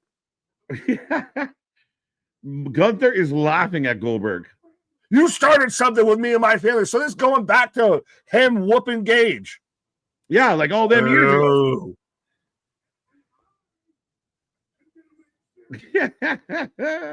Enjoy the ride, Nick. Georgia. Why you spit in my face, bro? Well, and it's are they trying to recapture when Goldberg beat Hogan in the Georgia Dome kind of vibes? Because, brother, this ain't it. Big pop. Next. Yeah, like the crowd's going, like the crowd's standing up, like, and I mean, as a one-off Saturday night main event type match, fuck it. It is what it is. But no spear. Why are you walking away like a bitch? Because it's Goldberg. Goldberg, Stolberg. He's not running away. Get it off on the Forberg. Goldberg. Gunther fights on his terms. As we get the battle of the G-names. One time, he ain't making the fucking match. Right? He just walks off. He didn't run. He laughed at him and walked off. He's definitely smaller than Gunther. Gunther's fucking huge. Well, see, I think there's he's the guy at the fucking bar that's like, I used to fucking run this town type shit. Right. You're next. Say, says Goldberg. Again, a lot of people are thrilled about this. It's not my. Ooh, raise the your whole hand. arena that just went fucking nuts. MDP's losing his mind. He's just doing that because we are. He loves Goldberg. The crowd's losing their mind just because you got to hear dun dun dun. I think dun, dun, dun. I mean, I almost wish they would have booked it for Night of Champions. Like, stick it in there. But Goldberg's still in the ring during the commercial. That would be a Saudi ass match. Yeah, that would be a Saudi ass match. Goldberg's like, never again. But it's Atlanta. It's Goldberg's hometown. That's how dry my throat is. It is his hometown. He's going to get a huge reaction. It's going to be a big event. It's Saturday main event. They didn't need the World Championship for it, but it makes it a little like, could Goldberg win it? You need to go fucking take a pause and just wash your mouth out with soap to fucking even thinking that. Right. Goldberg doesn't want to see any Taser clubs, so yeah, no Scott Halls, no Kevin Nash's. Yeah. MBB, I actually love Goldberg, bro. He's one of the reasons WCW was even on my radar. No, I will give you that. I just know time it gets us all.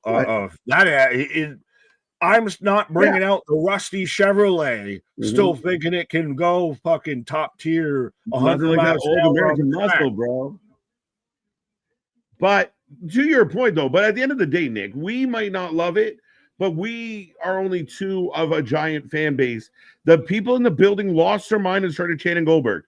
I don't know what to tell you. We're outnumbered. Put a poll up then before you pause for the cause and see how outnumbered and outweighed we are. It'll run until you're back here. See if we're just sourpusses with beards, pause. Or if, it's a little bit more even odds here, because I see Boston saying, I went from resting bitch face to whatever is below that when his music hit. Oh, I thought you were going the other way. But yeah, that's the thing is, you will pop for the reaction. You will pop for the initial, holy it's Goldberg. Yeah. And but you're then what? What?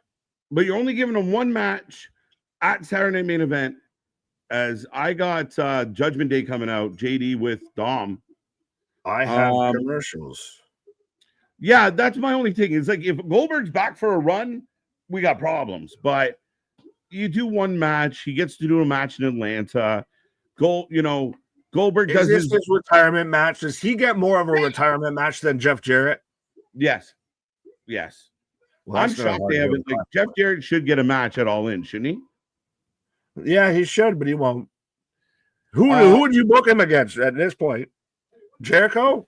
Jay Lethal, because I know it will be a good match. That's the only salvageable fucking aspect. That's the only one I can think of. But like, I can't believe that man.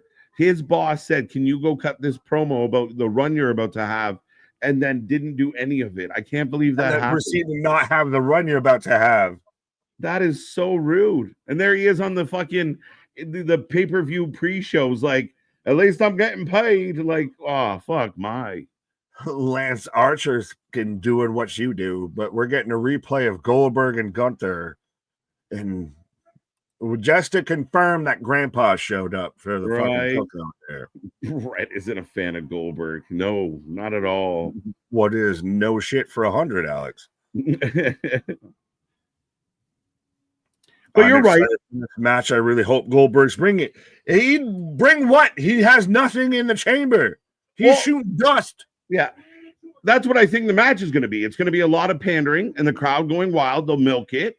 And then Goldberg will hit his shit. And then Gunther will kick out. And then Gunther will get a choke and we go home and Gunther and Goldberg says goodbye. And now Goldberg doesn't whine about not getting a good farewell. Keep in mind, The Undertaker retired during COVID. Fucking asshole. Well, is this, jackhammer, sledgehammer, Frank Hammer, I don't know. Gunther and 5 here of this doesn't go much longer than that. If you get Goldberg gets a spear, maybe attempts a jackhammer. Gunther gets Kata Hajime, we're out of here. Well, what is Goldberg's longest match in his career? 11 minutes?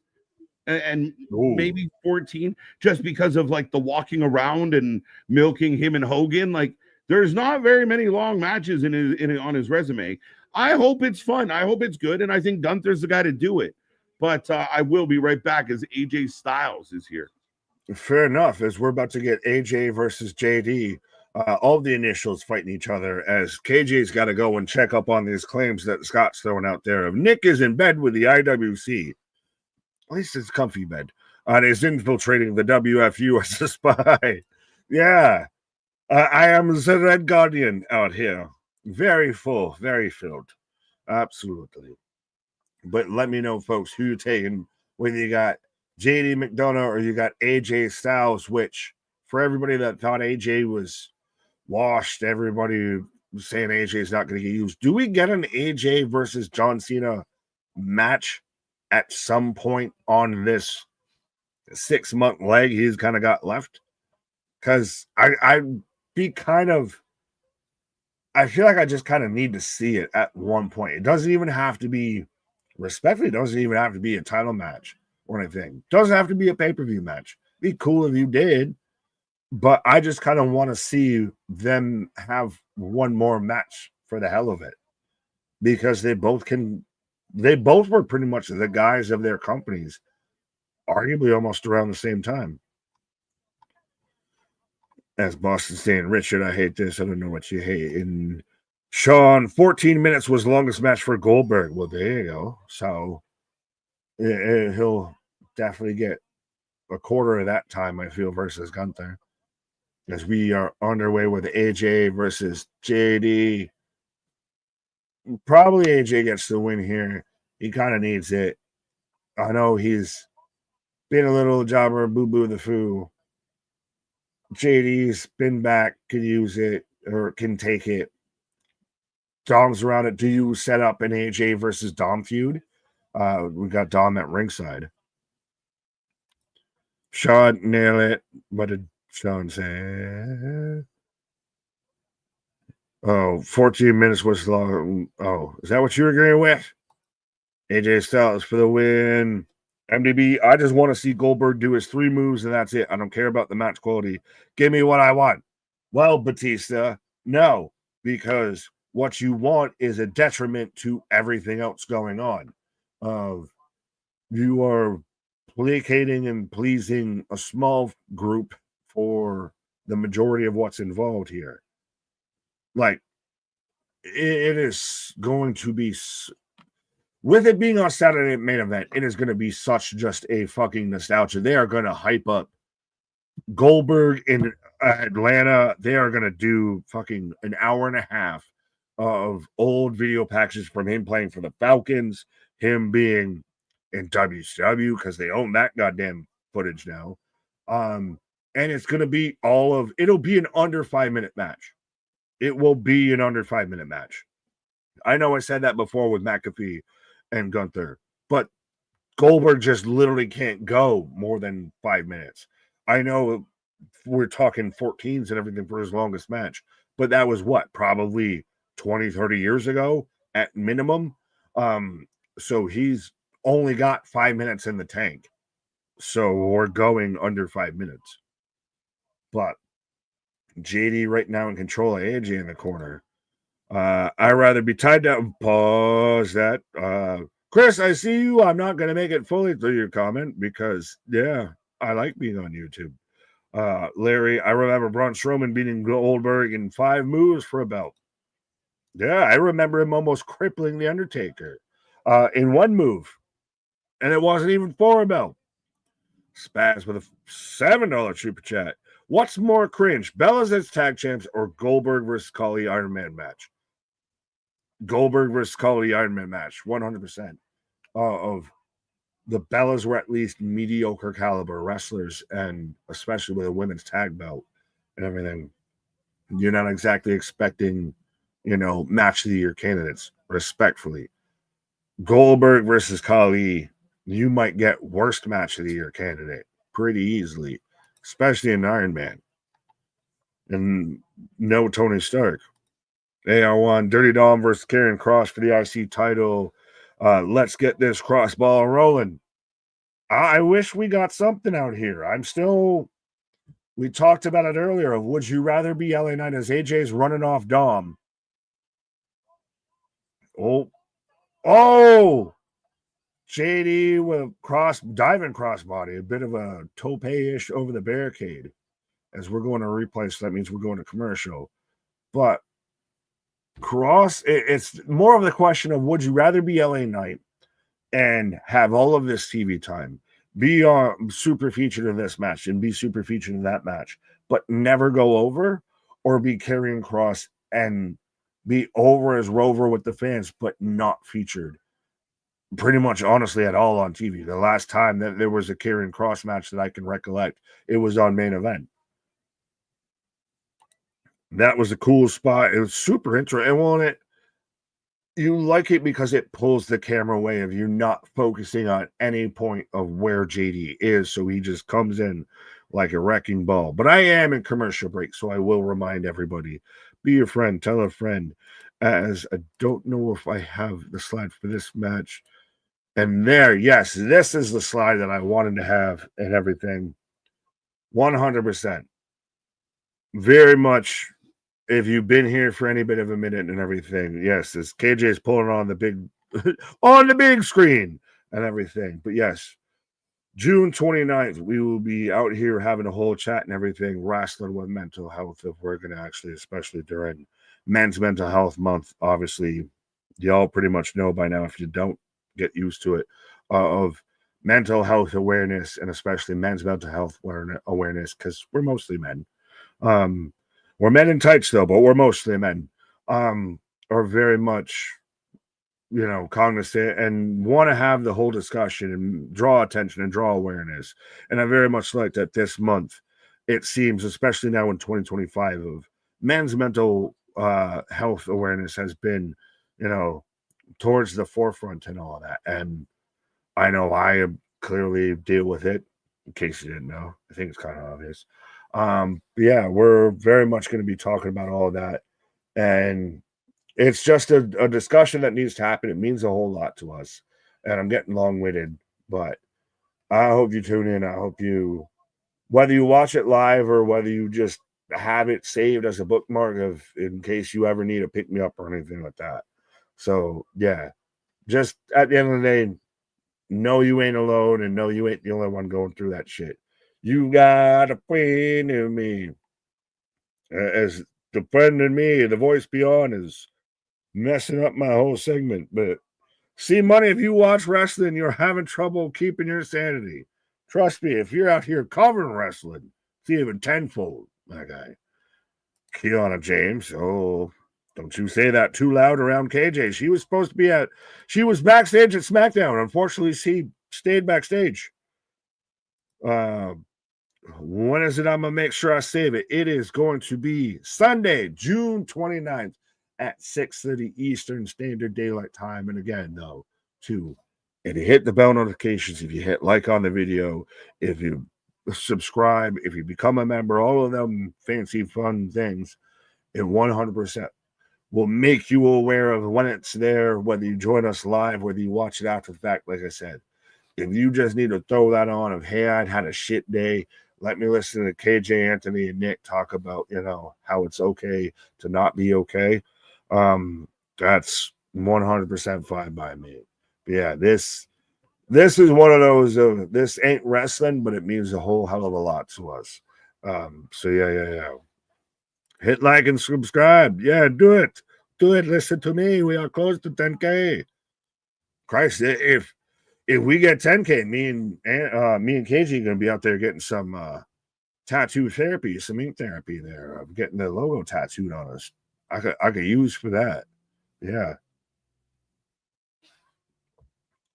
Hashtag spoiler alert of I got a tattoo that very much ties into mental illness, but look at there. Pretty decent, massive. Yeah, it's been all right. It's a good Monday Night Raw match of, I feel like so far, honestly, probably the women's fatal four-way might be match tonight. Ushigoroshi from AJ on the JD. I mean, that's a big ass heart with a big ass head like that. Cobra. No, that's Thursday when we'll get the Cobra. Cobra not here today. I think Finn Balor gets kicked out of the Judgment Day by Dom and Liv Morgan. Well, that's a battle for power here. Is it House Targaryen? Is it House Mysterio or House Demon that wins here? Is it more Michael Cole pointing out how JD's using the big cranium? I was going to say, is it more effective when McDonough does a headbutt because he's got the bigger head to butt? What? They need to pin Balor versus Dummy Dom at SummerSlam for the IC belt. Could be where we're going. Could be where we're going. You never know. We got Dom out here. But then again, what do we do with an AJ Styles? AJ versus a Dom could be a good match. I'm kind of sliding into him. But, and we do have a lot of vets. We've got an AJ. We've got a Nakamura. We've got guys here that can be veterans that kind of need to be out there and can still have really good matches, can still kind of have matches everybody wants to see. If JD tried to headbutt me, I'm pressing charges for attempted schmutter. Attempted schmutter or attempted shoulder. How do you see the Judgment Day breaking up? Maybe around SummerSlam, it's going to involve Finn and Roxanne. It's going to come out that Finn was behind Roxanne causing the distraction, trying to sow the seeds of disloyalty. I do think Finn versus Dom is probably the match that you make out of the Judgment Day, especially now they're the only two males left out there outside of Mick Funko Pop. So, yeah. But Dom halfway causing distractions. Oh! Jump over again. Side headlock takedown. Styles clash. Now, if I've learned anything from Wrestling Evolver, this should be a 2 count. 3 as AJ gets the win, as the Styles clash should be, because it's a fucking cool ass move. And that pinning transition is some of the best shit ever. Yeah. AJ won that quick. Dom get involved. Pele kick. Don't tell me Dom's taller than AJ. That would be insane to me. Oh, forearm release. Oh, Finn saving Dom. Ho, ho, ho. The plot grows thicker. What? He picked up JD like a paperweight. What? You aren't wrong, MDB. What did MDB say? As I do see the super chat. Spaz with a $7 super chat. Just a friend. Telling friends. KJ and Nick out here mending hearts and minds. Like a big warm wrestling hug. Pause. Respect, my guy. Love you too, chat. I love you, Spaz, but I'm going to be honest, because the vitamins is the only thing that I could halfway can pull out of that to make the pivot off of. What was Rastafari with the respect, but yeah, no, absolutely. And again, I've said it before, and I'll say this again. I guess still going on this whole topic is we've got all the Judgment Day running off AJ, but I've said it. I'm not saying it jokingly. I'm not saying it lightly. If this is therapy, if I have a shit day, I can't wait to can come on stream and just talk with everybody. Trust me, if I'm having a great day, I'm definitely chomping at the bit to be out here talking that thing. But yeah, this has been one of the best things in the past couple of years for me, of just in my own honest to God mental health, of helping find a balance and helping find a direction, and just not trying to get super sentimental or anything, but yeah, this has just been a whole lot of fun, and y'all have really no idea how much you really mean.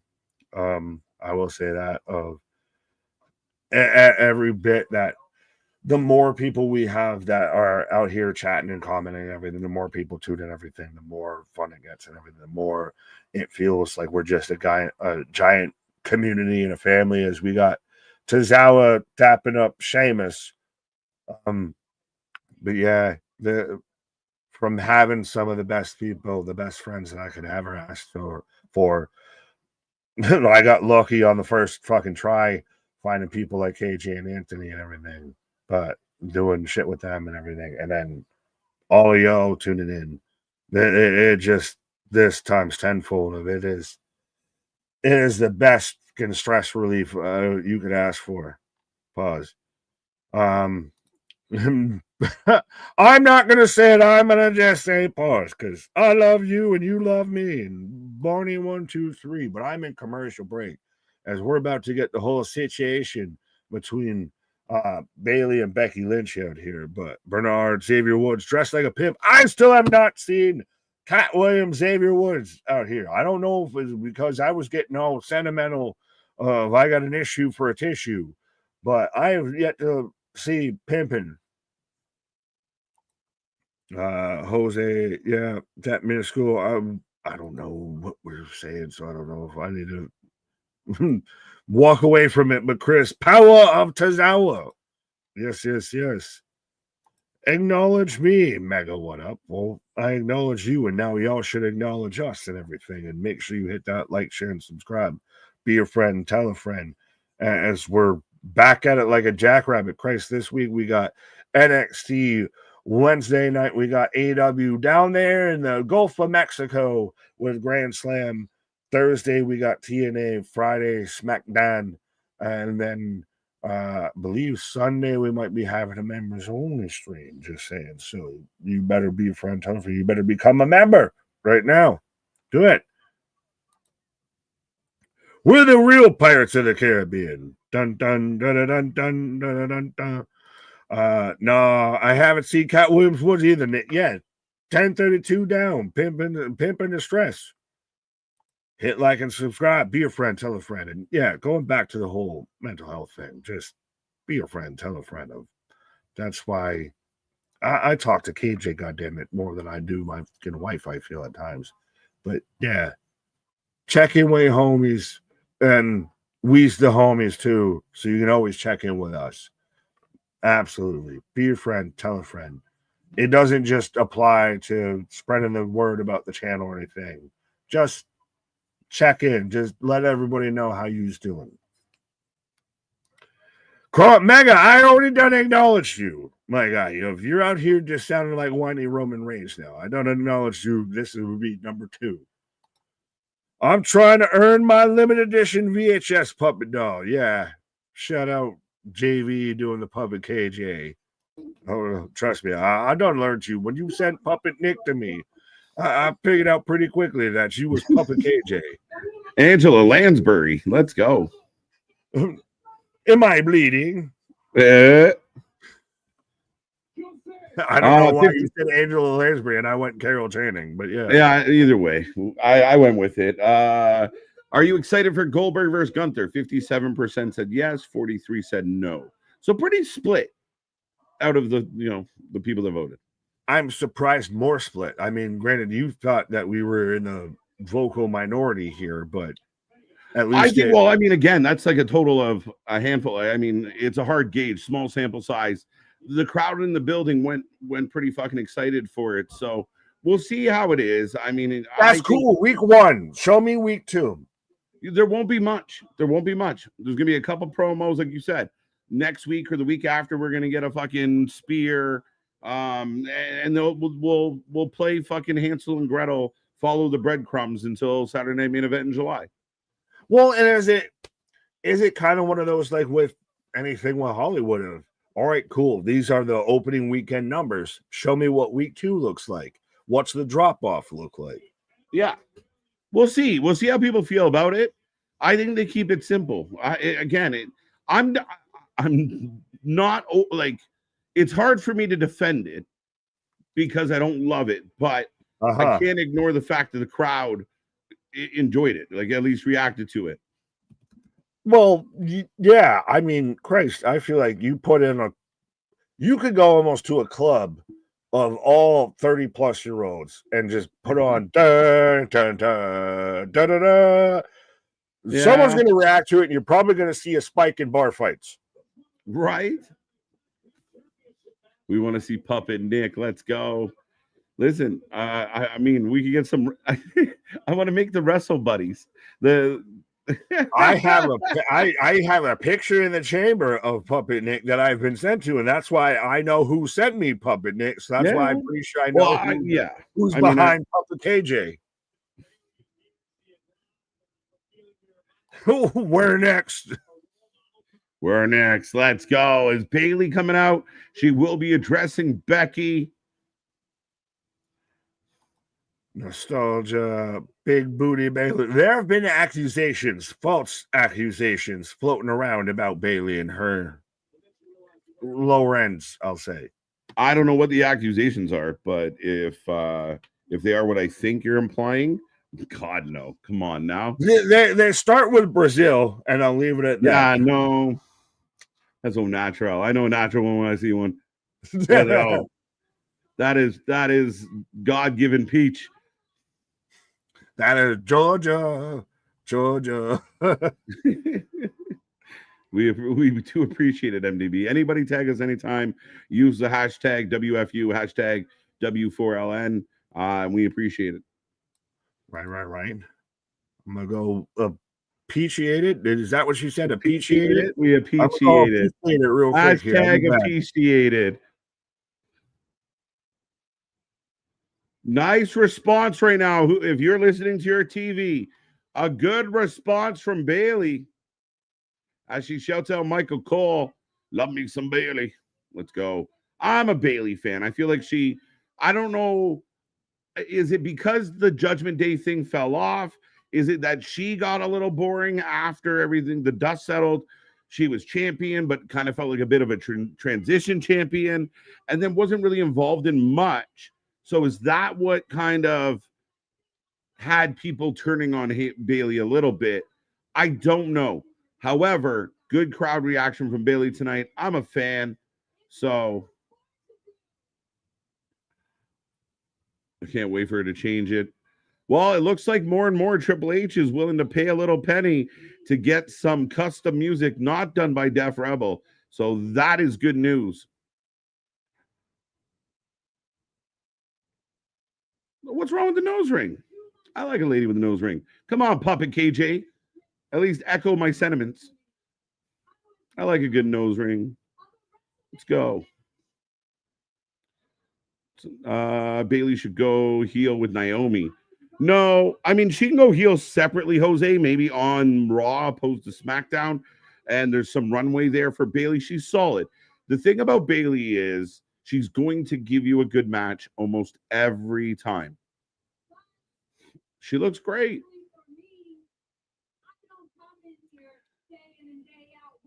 Yeah, that's it. It's all them squats. I get my peaches out in Georgia. Shout out Anthony. Bayley, wait, that sounded wrong. Bayley won the Royal Rumble and the title of WrestleMania 40, and the fans act like she has been chopped liver for years. Yeah, again, it's odd. And everyone was pumped when she won the Royal Rumble. She had her Mania moment. People remember how mad people were that she didn't get on to WrestleMania this year. She gets bumped for Becky. Big Bayley chance. Right? So it's this double talk from the IWC, right? And like I said earlier about people who are kind of defending what's happening with Mox are the same people that, you know, want to have Triple H's head on a stake for completely unrelated or simple things that aren't his fault. But regardless, they want Bayley one day, they don't want her the next, then she's not going to be on Mania. That's an injustice. I'm not clicking on that, Boston. Yeah, I'm going to feud with my puppet. That's wonderful. That's great. There you go. I know. I don't know what we can say. But if the object of the game, Mr. Noob, is to entertain the paying audience, right? Then the people who paid their money to be in that building are entertained. There's part of the WWE universe that are going to be thrilled when they put out like that Goldberg t-shirt. It's going to sell. Like that becomes the question, right? Is, oh, okay, she's getting serious. But yeah, that becomes my question is, how far can you stray from somebody that is getting the reaction? If the fans are in the building happy, but the pocket of fans on Twitter aren't, then what do you do? But here comes Becky. Everyone is a fan of Bayley until she wins the title. I feel like that's the trend, and it's not just in wrestling. I think that trend kind of expands across where, yeah, I feel like the minute somebody like gets to number one, everybody turns on them. We've seen it with Rhea Ripley. Oh, they're using her too much. Again, it's not about like everybody gets a turn. It's the best rise to the top. So it's this weird take of Jey Uso. Everybody was loving Jey Uso. Then Jey Uso won the Royal Rumble, and everybody all of a sudden realized worst wrestler ever. He's only an entrance. Well, it's been the case for a long time. Give me the Bayley Becky for SummerSlam Evolution 2 for what? Yeah, no, that's a big match. And you do it at Evolution 2. And for the IC title, you're looking at a potential match of the night. You're looking at a potential women's match of the year. These are two women that, regardless of how the fan base feels about them or what Twitter wants to say, the match would shock me if it was anything but it. Listen to the crowd. All right, folks, we got a topic to discuss. How do you feel about this? Go Packers. Did she come out in a Bears jacket? She came out in a Bears jacket. That nice shout. That's it. And again, the crowd reacted hard to it. Bayley is boring and lifeless charisma vampire. I've always consistent with this. I think she's good. I think she can be good. Now, I do know somebody that feels exactly like you do, but I don't feel that way. I like her. And I think she's great in the ring, Mr. Noob. I think we can at least agree on that.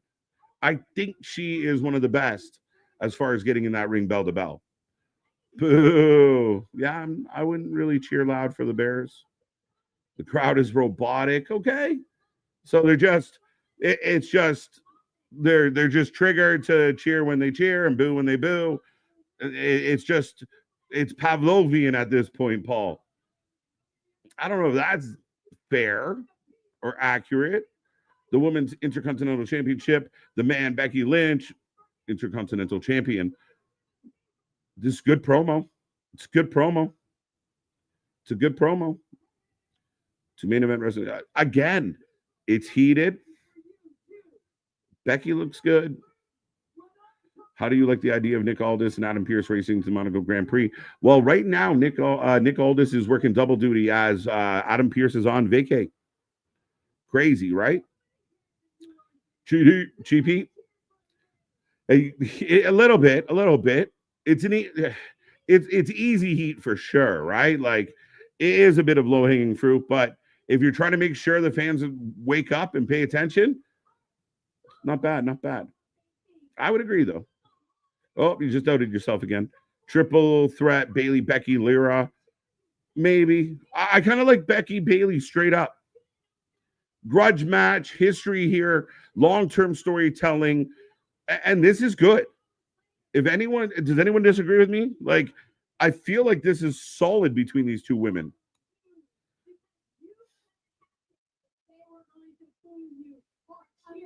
Fake ass friends. No, she's sloppy. Oh, I don't know about that, man. I think she's good. I feel like Bayley needs to find her stride again. I would agree with that. She was really in pocket when she was doing the ding dong hello. That's what I wonder. Like, does it require her to kind of dig back into a little more of that? Maybe not go all the way back to exactly what that was, but a variation of that. But as it stands now, two of the best women's wrestlers of the last 5-10 years are going to go one-on-one for the women's IC title. Is it a fair argument to say that they bring a lot of clout to this belt? Those are two big names fighting over that belt, fighting over the mid-card belt. What do you think? Heel Bayley would have been wearing Niner gear, true. But she keeps backing Becky up to the ropes. Becky sliding out. I like the back and forth. They're cutting each other off. They're interrupting. They're being snippy. They're getting personal. CM Punk's, yeah. Oh! Becky gets popped and rolls out. Yeah, I thought that cooked. Like, ignore everything you know about the two women. If you were just watching these two have this moment and didn't know any backstory, it's really good. I would argue that was a hell of a segment. Yeah, fun segment. Fan of the Bears. This fun segment. Becky versus Bayley for the IC title could be up there with Brett Bulldog. Yeah, you kind of go that route. Like, let them go. Let them have a 25-30 minute barn burner like that type of match you talk about for years. The way we talk about Sasha Bayley, the way we talk about Charlotte and Becky going back. Like, I think that's what this could do for this belt. And if the women can keep the heat up like this, it's not bad. Definitely. That puppet's not good. You think everything is good? Be negative.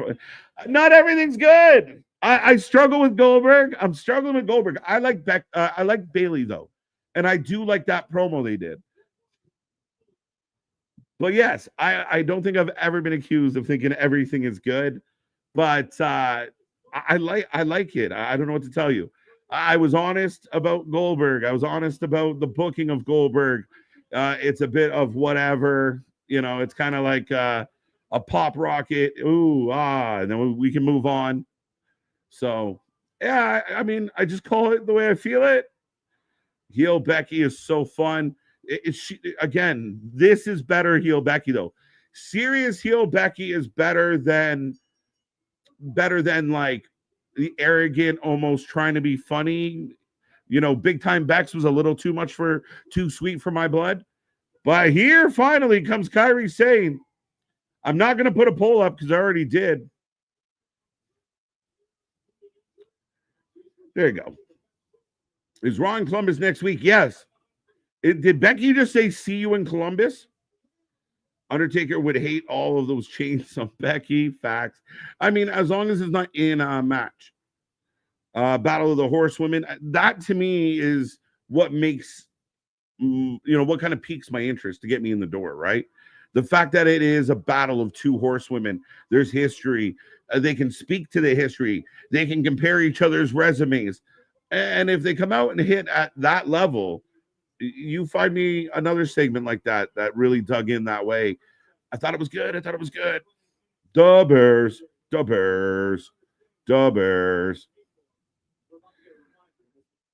Get out of my head. Packers.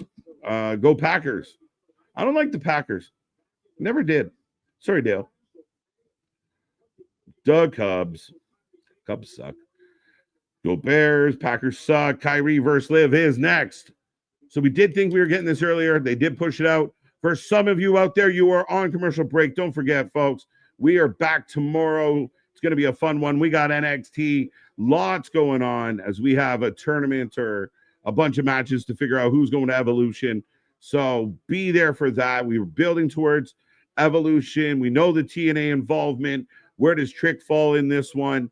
How does it all work out? It's going to be very interesting. Don't miss a minute. We're here all night long. But speaking of days, I know Nick mentioned this. We are here on Saturday the 28th for Night of Champions. Great pay-per-view, we hope. We're going to have a lot of fun on a Saturday night. As you know, our Saturday night streams are always fun as Liv Morgan makes her way to the ring. But Sunday, on that Sunday, the 29th, the last Sunday of the month, being Men's Mental Health Month, we thought what a great way, what a great opportunity to just sit down and talk about men's mental health. You know, I know Nick went on, so I won't go too far into it, but it's very important to both of us. I talked about it the other day when it comes to my partner in crime, Mr. Nick, and my story's been out there as well. But we appreciate all of you. We know everybody's got their crosses to bear, and I think it's something that needs to be talked about more. And being that we have microphones, we thought, why not go live? And we're going to discuss some things. We're trying to work on some special appearances in one way, one shape or form. And yeah, I mean, be a friend, tell a friend. Even if they're not a wrestling friend, this is a stream to bring all your people. Every dude you can think of, bring them. And you know what? Bring the ladies too, because I think an open dialogue and understanding, you know, not just about how men feel or what they're going through, but how, you know, their partners and such can help cope with it, deal with it, work with it, help it, assist. It's a tricky thing. Men are tricky people. So we're looking forward to this one. It means a lot to us. And if you ever did spread the word for something, this would be the one. We really want this to be cool. We really want this to take off. And it's something we want to do more than just once. So please be a friend, tell a friend as we dive into all the important stuff and open up the doors a little bit. Feel a little vulnerable. Share some feels. Have a good time doing it. As always, as we do get back to the action, let's see what the chat is saying. I vote for Kyrie. Fair enough. Live for the win. Kyrie for the win. Poor Becky gonna get her beak broke again. We'll see. I could see Bayley winning. I'm really curious to see what they do. So why do TBD for the final men's King of the Ring match of the first round just to announce Jay Uso not on Raw? Makes no sense. Jay says it's Jay Uso's last week. More garbage decisions. Oh, wait. Sorry. I'm going to answer this. I like this question, Boston. When? Night of Champions. AJ Styles versus Dom Dom. And speaking of champions, Big Nick's in the house. I think do I need to do like the fucking Soul Train fucking entrance right now and everything? Right. Yeah, well, we got the train following the soul here with yes. Bayley. But yeah, no, I feel like after your whole dub bears, we need dub beers. Bayley versus Becky Lynch next week for the IC title. Oh, main event and let them go. Give them time. Bayley wins. Maybe not. Hey, Lyra. It doesn't have a double meaning when she's the plucky underdog, right? I agree with everything you have to say here. I don't like it. I don't think Jay should be in it. Leave the TBDs. Asuka should have been a TBD. Even if you were going to do Jey Uso, but I think they got scared that if they did TBD, Nick, and maybe you disagree, but I think you might not. Like if it was TBD and Jey Uso's music comes on, would it be a little bit of a I don't think so. I think if you would have just left it TBD and you have it's just me, Oos, you're still gonna get people that pop because it's the music and everything, and still you're still gonna get the initial reaction. You might get a fallout afterwards, but the initial reaction is gonna be almost better than you gave it away. You told what was the outcome, what was the result before there was the result. It's the same thing like you mentioned Asuka. We knew Asuka was back before they announced Asuka was back. Yeah, I don't know why that wouldn't be just TBD, all three women in the ring, and then the mask pops up on the screen. Boom, boom, boom. It makes so much sense. It's painful that they didn't do it. Like it's weird, really weird. Lack of. Now, is something happening here? Like, I feel like it looks like Liv Morgan is in trouble. Yeah, they've gone straight to. They went to the replay. They go straight to looking at Kyrie and then go to commercials. So that's attendee reaction. Oh, so we're in the commercial break for some of you. We have a developing situation according to Michael Cole. Kyrie took down Liv, and it looks like Liv hurt her arm or shoulder, maybe popped her shoulder on a best case scenario. Is Liv dealing with everything she put Rhea through? Yeah, but like Karma's not supposed to get like they didn't book this. This is just happening. Like if they booked it, yes, but I mean, Kyrie just did a drop toe hold and she broke her arm. Shit. Yeah, but that's right just. Now we just have, sorry, Nick. What? We just have the sky view. Oh, they actually now showing Liv in the corner. The judge. Yeah, that's the thing. That's why I was saying the attendees. It's very reminiscent to what we saw with Wrestle Revolver of Priscilla Kelly. It kind of just. It didn't look that bad, but then they just very clearly pivot away. Oh, yeah. Straight elbow. It looks like her elbow, as a person that has an elbow that's in multiple pieces. It did not. It looked like she came down on her elbow and grabbed her elbow. Doesn't mean it's not her shoulder. It could be just the way it jutted from the elbow up. You hope maybe it's popped it out. Yeah, that's what I'm taking. Like that's. I think just pop that shit in and finish the match. Oh, Liv Morgan can no longer continue the match. Kyrie Sane gets the dub. So Kyrie sells it a little hard, which she kind of got to get the crowd back on their feet. So that's good for her. I hate that you know this and I'm in a commercial. Yeah. Thoughts and prayers out to Liv Morgan. That's unfortunate. Liv Morgan, you've been talking about it. I mean, she's been on fire. She's been killing it. And, you know, if she popped her elbow, popped her shoulder, I hope it's just a stinger. Or, you know, now what are the Bellas going to do? Well, yeah, you might have to switch it up, right?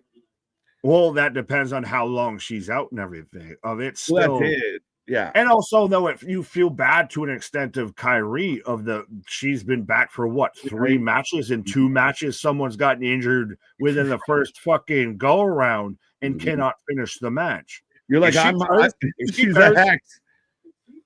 In nomine Patri, yeah, like Stoner Jesus, where are you? We need to fucking burn some sage up in this bitch. They're showing another replay, Nick, and when she comes down, yeah, that shoulder does not look good. Stop showing the replay. Watch your shoulder.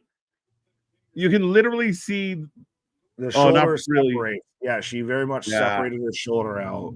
It initially looked like the elbow, but when they do the side thing. But yeah, it's the first move of the match. Why are you still showing so much of the replay? Because we got it. You got it. Us coming back off commercial didn't get it, so you got it double. Yeah, that's fine. And I do feel like they're in that position where they got to fill a bit of air, right? Like, so when you come back, like, you know, that was probably going to go 7-8 minutes. And now we're like, shit, talk, Michael, talk. Right. I came back from my pause thinking, all right, we're getting down to the last little bitty nitty gritty of this and everything. And we got itty bitty titties and all that. Yeah. Right. Yeah. But how long before people start tweeting this out of like dangerous Kyrie? The injury. I hate the fact that there's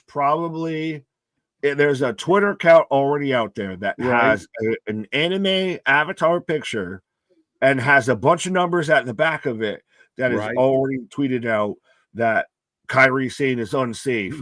Zoe Starks gets injured. We're working a match with her, and so does Liv Morgan. As we go back to last week, checking out John Cena, following this storyline that's taking place with Punk. Yeah, I mean, the good news is if it is a shoulder, a lot of those shoulders can heal up pretty quick, 4 to 6 weeks kind of thing. Hopefully it won't be too long. She was involved in something.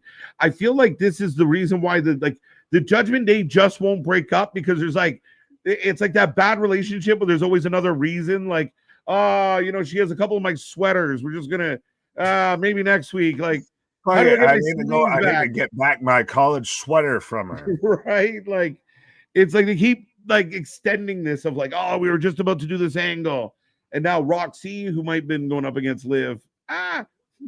Well, yeah, well, and like I said, if it gets into the whole situation to where you had Liv that called out Nikki Bella, so is that all in jeopardy? Yeah, so it is the crux of Evolution in jeopardy. Well, maybe not that deep. I don't know how far we go there. But maybe it's like Roxy and Raquel, and they go up against the Bellas. They spin this that's the best way to do it. If you spin it as a better way, Roxanne fills in for Liv. Right? Well, where you said, is this karma, which again, hypothetical karma, this is where Roxanne can treat it like karma and slip in, because when Rio got hurt, that's when the new attendees showed up. The younger, and it's so funny because it was just a not for nothing chair shot backstage and everything. Yep. That because Rhea puts her shoulder against the wall versus takes it on the shoulder, that she separates her shoulder, she's out for a bit. Yeah. And now we have a aforementioned spot that Kyrie hits and Liv separates her shoulder. It's mirror matching weirdly. Yeah, again, it's that fluke thing. Like they literally did, like with the story, going back to Liv, just reading the chat real quick. Like it was literally like it was a drop down and she tripped her by the leg. The bump is you kind of land flat on your arms. No big deal. Probably done it a dozen times, dozens of times. And tonight she just hit it in a way that her shoulder said, nope. Yeah, it was just a drop down toe hold. That's all it was. Yeah. Yeah, just a cheeky little trip up. Right. Well, I found, where's Boston? Speaking of cheeky little trip ups, Boston, was that a work, Nick?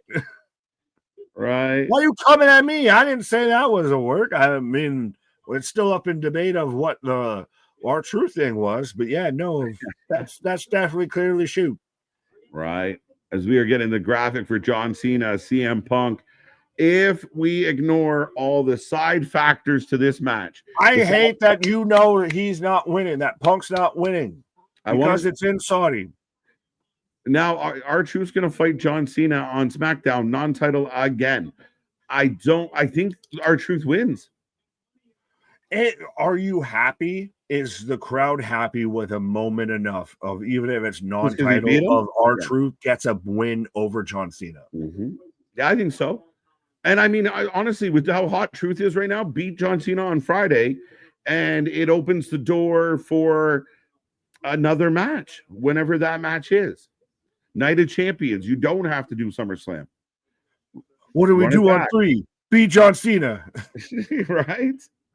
And how does Punk work into this? Is there a world where Ron Killings helps Punk beat Cena? Did you see, though, it was such a weird and interesting comparable, and I didn't make the connection of when Punk caught the pipe bomb, it was R-Truth taking out Cena.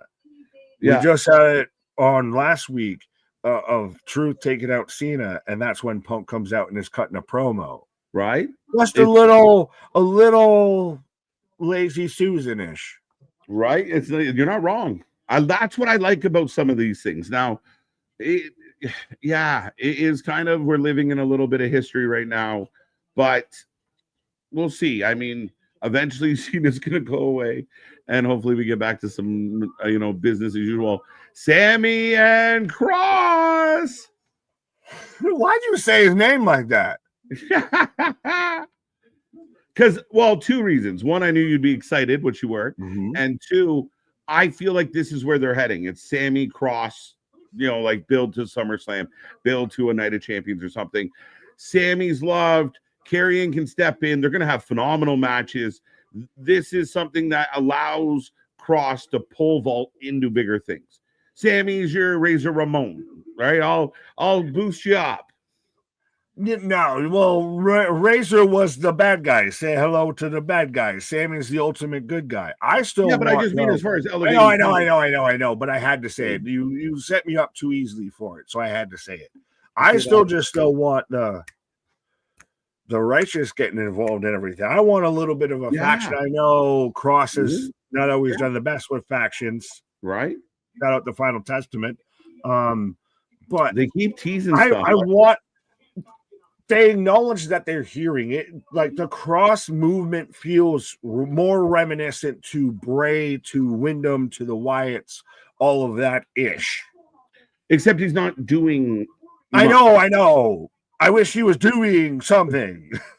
Sammy, like this exchange again, another good exchange. Like the promo work tonight has been good. We've seen a lot of vets kind of put in work on the mic. Well, that does it feel like WWE's very vet heavy, very vet led, right? Sammy says, "The minute I'm done with the King of the Ring, I'm coming for you." He can snap a baseball bat just doing a fucking jiu-jitsu hold, Sammy. Respectfully. I wouldn't want to mess with that, as we've got Jay. So it must be time. Well, and it's super interesting of like it becomes like pick the child with Jay of who's going to be the one that does the entrance with him. Of he is modern John Cena. He is a man of the people. He is a man of the children. Yeah, you can sell Yeetos in every grocery store, and the kids will ask for him. Oh yeah, he is Brett giving away the glasses, bro. Brett. Yeah, like right, like he is that. Like he is the guy where you see like. You know, you give the glasses and they're like crying because they had that moment. Like, yeah, that's him. How do you feel though that now, especially with he lost the title in 51 days, of some people have already come out of the woodwork of saying that he was forced into that spot, that he was, forced down our throat to get over as a champion or anything like that. We know that's lies. We witnessed it in live action. So again, anybody saying that is full of shit because we watched it happen. We watched the ground swell. We look at what we're watching right now. It is Kofi Mania, yes, movement-esque of how organic it was. Yes, that was the thing. Until he won Rumble and some of the fan base turned on it, and all of a sudden, because Jim Cornette said he can't wrestle, a whole litany of people agreed. But he entertained. His matches were all right. Him and his brother as a tag team were great. But everybody was, not everybody, but a bulk of people were behind him. Like even now, he loses the belt. Still one of the biggest reactions of the entire night. Shout out to homie with the Minnesota Vikings Brock Lesnar 69 jersey. That is a fucking classic. As holy shit, Michael Cole got rhythm. He's practicing. He's practicing. Come on, get rhythm when you get the blues. Come on, get rhythm. But is it one of those? It's interesting that Anoa'i family seems to be the one and only family that's winning anything. Listen, maybe that's part of the dilemma we've had. It was like Samoan overload for a while, but the argument becomes like, does the wrestling dip a little when Roman's not around? The fans kind of get a little restless with the main event. Roman's a big name, but is he even part-time anymore? Is he now on a Legends deal for? He's moved from part-time to sometime, right? Like people, the rumors that TKO wants to take less money. Maybe his next contract just isn't the work. Oh, all right. You're gonna bring this up. You're gonna bring all of this up and everything. Which, by the way, MDB, yes, I saw that you brought it up earlier, but I just saw it and I just noticed it. So let me have that. But I think that there was the story going around that Roman Reigns got asked to take a pay cut, and that's why he wasn't around. Which then that story was quickly rebuffed, disputed, what have you. And then now he's been at the top of what they pay as far as talent and everything. But I do think that if he shows up, he is on that echelon, on that level of a Dwayne shows up, of an Austin shows up, a Taker shows up, of that. He is now very much a head, shoulders, knees, and toes special attraction level. Oh, for sure. And I think that story is complete and utter bullshit, Nick, because anybody that would know that wouldn't be telling anybody that would be tweeting that. You know what I mean? It's kind of like how R-Truth got a call from Nick Khan, and who the fuck would know that outside of R-Truth and Nick Khan, right? Right. Where were all the whispers about what happened there? No, you had to hear from the source. But it's amazing how everyone knows shit until it happens. Yeah, but it's conceivable. Like Steve Austin, The Rock, you name them. They weren't like, once you get out of that, I'm a regular worker, you don't still get top guy dollar. You get less, like you negotiate your per appearance.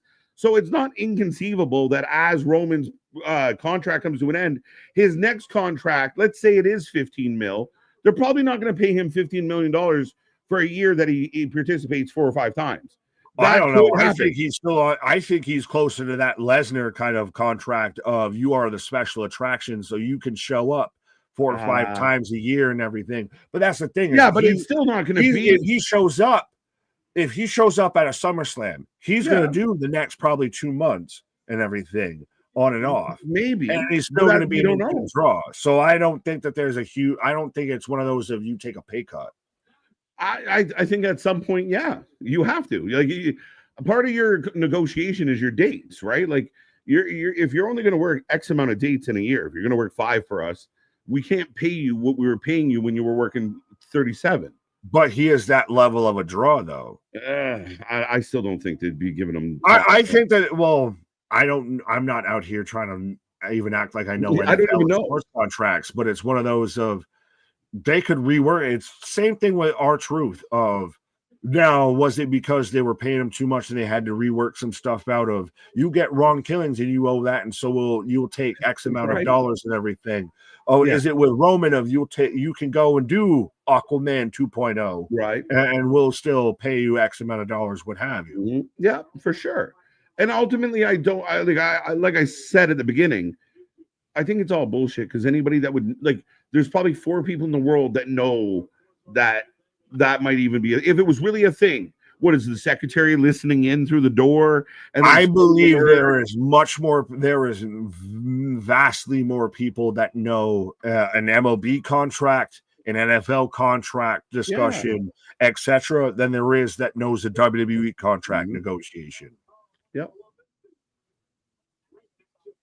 And again, I do think certain things, even like the Goldberg thing, I feel like those things are almost purposely leaked out. Like part of their meeting is so you can just get your anger out beforehand. Well, it's like we want kind of the buzz to build up. We want everyone to think it's coming to kind of see if we have more eyes looking in.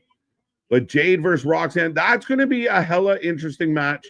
I can't believe I said hella out loud. But Jade versus Roxanne should be very interesting. How will Jade work with Perez? I want to see it.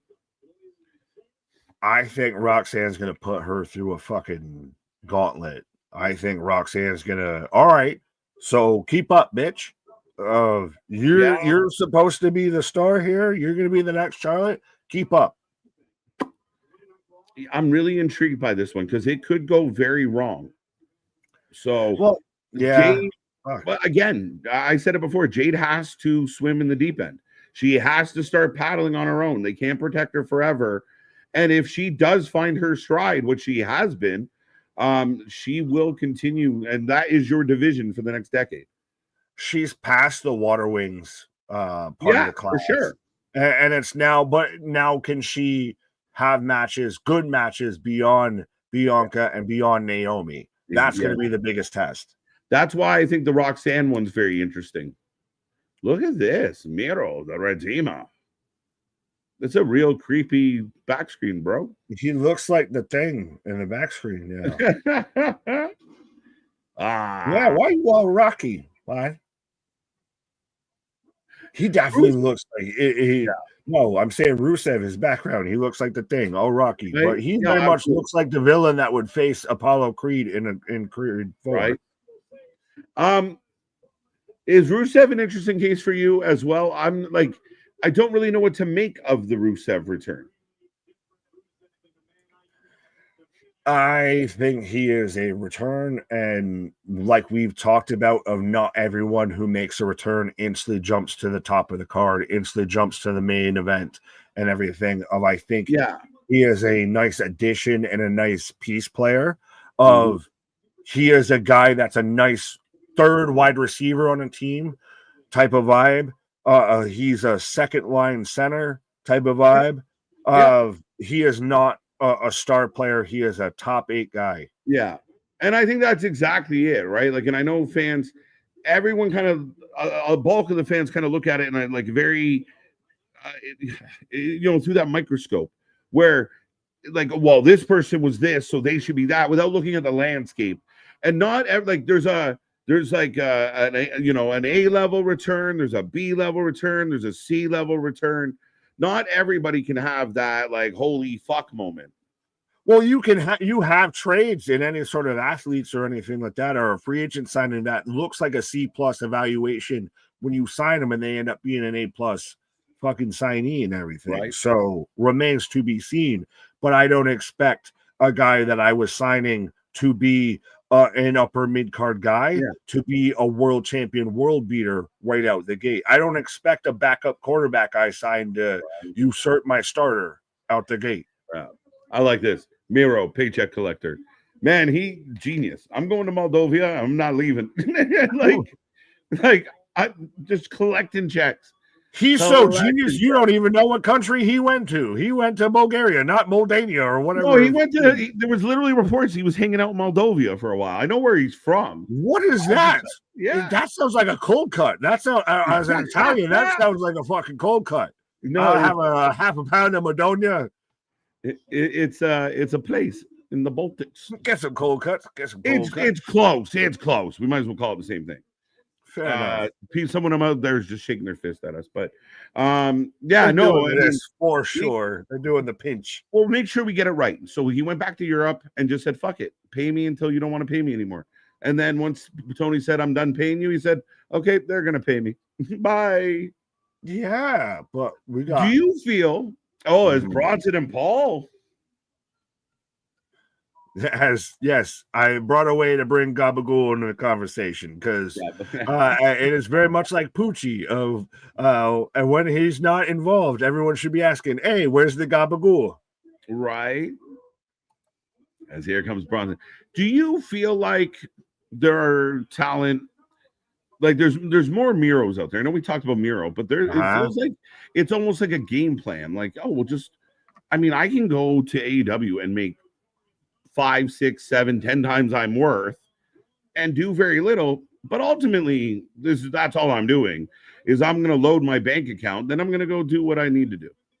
It is the differentiation between best way I can put it, and I'm not meaning it fully this way, of title chasers and team builders type of thing of I can go and take less money to be here and I'm going to be on a winning team and everything. I'll still get a part of the chip and everything. Yeah.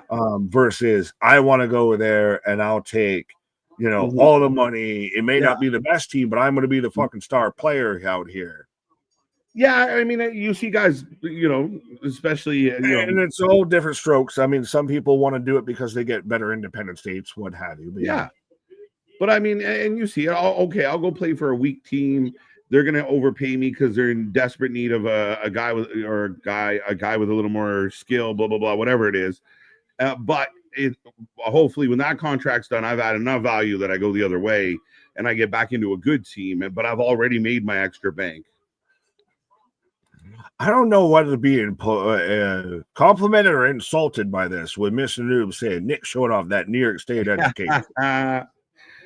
Only second to that good old U.S. health department thing. Who wins? Jay 61%, Braun 22%, Rusev 14%, Sheamus coming in at a pale 3%. Jay taped up, so now when he's taped up in the midsection, and I got a guy out here who does tsunamis as his specialty. Well, that's why he's taped up. Yeah, I don't know. It's kind of like a fire type taking on a water type. If we're talking Pokemon, I kind of see the easy way out here. Suicide dive. Oh, as we go to commercial break. Dun dun. We get the replay of Jay launching himself onto Rusev. And I do believe this main event. It'd be about that time. That time. This is either going to go for a while, or we're probably going to leave a little bit earlier than normal. Or you get some extracurriculars. What have you? Well, and hey, I'll take this over SmackDown, to where on one hand it'll either feel great or you're like, fuck, there's a whole nother extra hour that I didn't even know about. Yeah, sometimes it's bad. You look at the clock and you're like, oh no. You never want to feel that way when you're watching your wrestling. Well, speaking of people that felt oh no when they were watching wrestling, and we haven't talked about this, how do you feel about Vikingo Alberto Del Rio Mega Championship Triple Mania, only exclusive, live and direct in full effect in Mexico? One, not really sure why. I mean, unless it was Is it one or one? Sorry. One. No, it was funny. I don't know why this wasn't at least more like, why couldn't we access it? Why are you telling fans to go get a VPN? That's insane. But regardless, it looked like a really good show, really good card. The Kingo starts getting booed. They're almost cheering. Like, somehow is El Patron like representing like the anti WWE vibe? Is that what's happening here? Cartel. What? Like, are they trying to reject like the anointed WWE guy? Well, is it that, or I mean, I cannot speak for the audience. Oh shit! But it was Rusev through the top of the table guard thingy. I had you thinking, you had me thinking you were popping for Hostess fucking cupcakes and shit, my guy. I usually shit, Twinkies. Yeah. But you even had the handcuffs that didn't work and didn't stay. You had this interference, you had that interference. It just felt like a calamity of disasters. And it's so hard to read because the U.S. audience, we don't want any Del Rio. We cheer Vikingo. It seems in Mexico, Vikingo out of nowhere. I didn't expect that at all. But it almost feels like Del Rio is like becoming like the outlaw. Like, it's all like, and I don't like him at all. I don't care. This is just me assessing the fan reaction to him, not him at all. But it's almost like it felt like the fan base was kind of like, that's our guy and that's their guy. And that's interesting. That's a really interesting aspect to look at it from that, because I hadn't even fully thought about it. That's the WWE guy. That's the Worlds Collide. That's that guy. That's the Chad Gable guy. Yeah. This is the Del Rio stumbles on the carpets at, telenovela talk shows guy. Right. And is that what it is? Is like they're trying to use these angles, and we've seen it before. Picked a 1,000 other better guys to get behind than Alberto Del Rio. I'll never get behind him, and I'll be honest. I'll get behind his brother. No, I'm not saying you, but yeah. Yeah, no. I mean, super kicks for a lot of people. Rusev staggers. Does he have a built-in stamina because of dealing with the Bucks? I have an immunity to super kicks. Right. This is a hard-hitting match, by the way, folks. Pal, you made me chuckle here as our buddy Oregano looks like a fucking walking Cheetos. Well, I mean, he just absorbed everything from Braun and Heyman and all of that. But yes, this is big beefy boy slapping me. He hit the extra gym tan laundry this week. Oh, beat that beat up. Oh, beat that beat up. New season. Oh, no, I'm just kidding.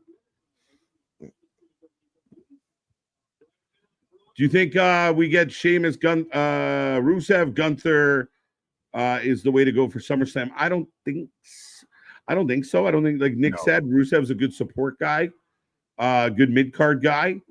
We got a lot to figure out. The Redeemer versus Dominic Mysterio is going to be a thing. Oh, I think AJ Styles has got a shot to take that belt. Well, either way, I'm saying if I see belts, what have you, even if you get an AJ versus a Redeemer, Rusev slides into the IC division. Same thing with Sheamus. Of how you said, of these two negate each other. This is down to Bronson versus Jey Uso of who wins this match. Right. Super chat $6.99. Jey Uso setting up. I think he's going to bounce off the back. Oh, Rusev says not today. Just gives him the bear swat. Serious question. Who main events All in the Mud now? The guy that attacks cameramen or the girl that snaps coworkers' necks? It's a rough question. It's still going to be Moxley, Hangman. I don't know the second part of this question fully, so you can correct me if I'm missing who we're referencing. But yeah, no, you end this show with your AW World Title and Hangman goes over. If he wasn't going over before, like I already said he was, he's definitely going over now. Yeah, he would have to. I mean, again, I think they had this plan that I've said for a while that I think they were saving the belt for Darby. Well, but I don't know if that's Everest. I don't know if that's good for the company. Well, that's a whole other fucking breakdown. That's another.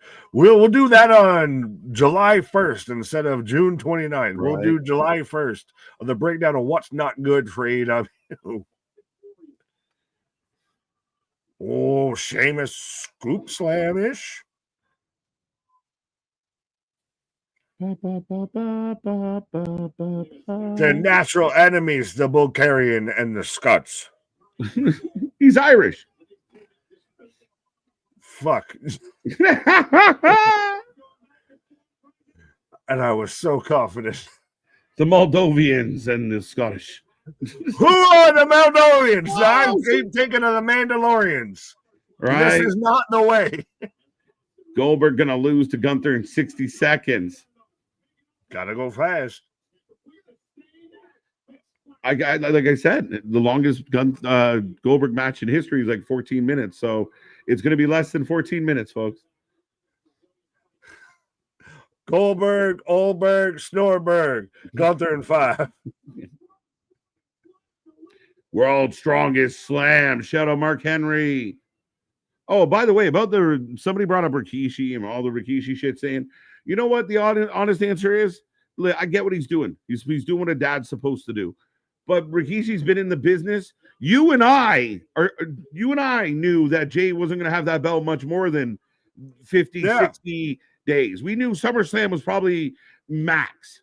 So why is Rikishi so upset? He knew. We all knew this was a hot run. No, because he's the dad that's on the sidelines of every fucking football game, of every JV football game, every fucking high school softball game, all of that. Put her in. Why aren't you using my baby? 100, like he should be starting. He's just doing what dads should do on doing dad things, especially on Father's Day. Yeah, I mean, it's I don't even take it as a grift. I just like, so this is what the dad should say. Yeah, I mean, I guess like it doesn't matter how old you are, he's still your dad. It's just you don't usually see like the dad of a 40-year-old man. But dad's not that vocal, right? Like, but again, we don't all have Rikishi as dad. Moldova, so there's shout out from MDB giving us some help with that. But never change, Nick. Stay golden, pony boy. Exactly. Kazakhstan. I don't even know how we got there. Alton Bowling. There. We know countries. I'll turn around and bring in fucking Dominion out here. I don't know Molotov, fucking where we are with any of this. But yeah. Jay into the corner. Bronson's been a force in this one, but Bronson hits the turn or the pole. Yeah, no, it'd be a little bit like, respectfully, I don't know, but if our pops had their own podcast about our podcast type of thing or anything, it'd be a little weird. That's kind of what this vibe is of like, Jay's got to probably hit up dad and be like, Dad, will you shut the fuck up? Like, you're causing me issues at work. Yeah. Stop trying to tell me, say in public, my bosses should be fired. Oh, Sheamus from the top, taking a Reed on the floor. Reed's down out by the table. Yeah, that'd be jokes. It'd be hilarious to let my dad and your dad do a one stream. Like, tonight we're filling in. It'd be so my wife has petitioned for my cat to fill in for me. You bring your never mind. I'll bring my pussy. You bring your pussy. You weren't saying we're moving on. I don't care. You said you set it up too much, I can't run away from it. Anyway, we're back to the action, folks. There's Carnage. tables down. A hell of a main event. Somebody asked if it was the main event. It is. And we were rocking and rolling all the way. I mean, again, they're giving them a lot of time for this main event. Sheamus and Jay, the only two men standing right now. But this is what you should do, because these are all guys who should be at least halfway considered top guys. You've got a former world champion in here. You've got the guy who's the peripheral, who's part of the Braun and Braun security for Seth Rollins. So this should get the time. Yeah. Papa White and Papa Big Nick on a stream definitely wouldn't get half our jokes. Oh no. I couldn't put my dad's on. I get to choose your fighter. I get to choose my dad or my stepdad. I technically can too. Fighter. I have a B option as well. So, well, I'll put it this way, and I love my stepdad Dan. Shout out if you're in any way, shape, or form watching this. You don't even have you're still on a flip phone, my guy. Love you, but yeah, no, but yeah, I would bet Pops versus Step Pops, right. What would get at least some of the references, at least knows that I do the streams. Yeah, right. Oh, white noise. Yes, I'm out here like, two men and a baby, whatever that fuck show is. And I got two dads. Bonding over broken families. Yes, come on. Exactly. The 29th. Yeah. Does your puzzle pieces match my puzzle pieces? Right. Show up on the 29th, folks. We're going to talk all about it. Yeah. I smell a three-way coming. Pause. Two world champions. And that's my two dads and your one dad. My two dads and your one. I got two too. Well, I got 1.5. I bet that my dad will kill it. I got a dad and a guy that hangs out with my mom's. We call him Uncle. I don't know who is he related to, but we call him Uncle. There you go. Oh, Frankie. Yeah, I feel you, bro. Oh, he will one day. If not, it will bring in the whole milk. We got this is crazy. The accolade? Is it still the accolade? Yeah. Oregano's glowing, by the way. Glowing. He's yes. We're gassing up men on mental health. Yeah, he's not sorry. He is glowing. Oh, Sheamus with the bra kick. He is a copper. He got so mad about the penny being put out of commission, he turned copper. Listen, we put the man's over, but that's a lot of orange. Yo! Oh, this match is chaos. This man went so bronze. Just he had to fit in with the other bronze in this match. If he went full bronze. Jay's up. Jay's there. Jay's there. Yeah, Jay's there. Jay just nudged that like a bitch. He just barely nudged him off. What up, Tom? Paul, that's funny. Not haha funny, but like haha. Okay. This is awesome. Great main event. Fans chant, this is awful. I don't think they did. Jay going up. Now they might chant it. No, he's going to win it. He was the obvious choice, and obvious choices have obvious outcomes. Oh, wait. Braun! John Moxley. No. I halfway's on it. He kind of looked like it, except not at all. No! Sammy! Even the odds! There you go. Your moral compass swinging away. Does Jay not win and we set up a tag match between the Braun and Braun security and the Uzi by Affinity? Oh! Breaker says, who do you think you are? Fucking force choked that man out of the huluva and just yucked him. He just threw him back to Canada, folks. Braun Breaker is out there letting everybody know that we got people out there on Twitch too as well, because he's out here twitching. Penta! And the crowd goes bananas for Penta. Penta feeling like a main event man. Right. No way. Driver. setting up for the tsunami. Now who comes out of the fucking crowd? Jimmy. Look, there's more. LA Knight just yeets that man off the top. This is the babyface collective, and we're gonna make sure that the babyface wins.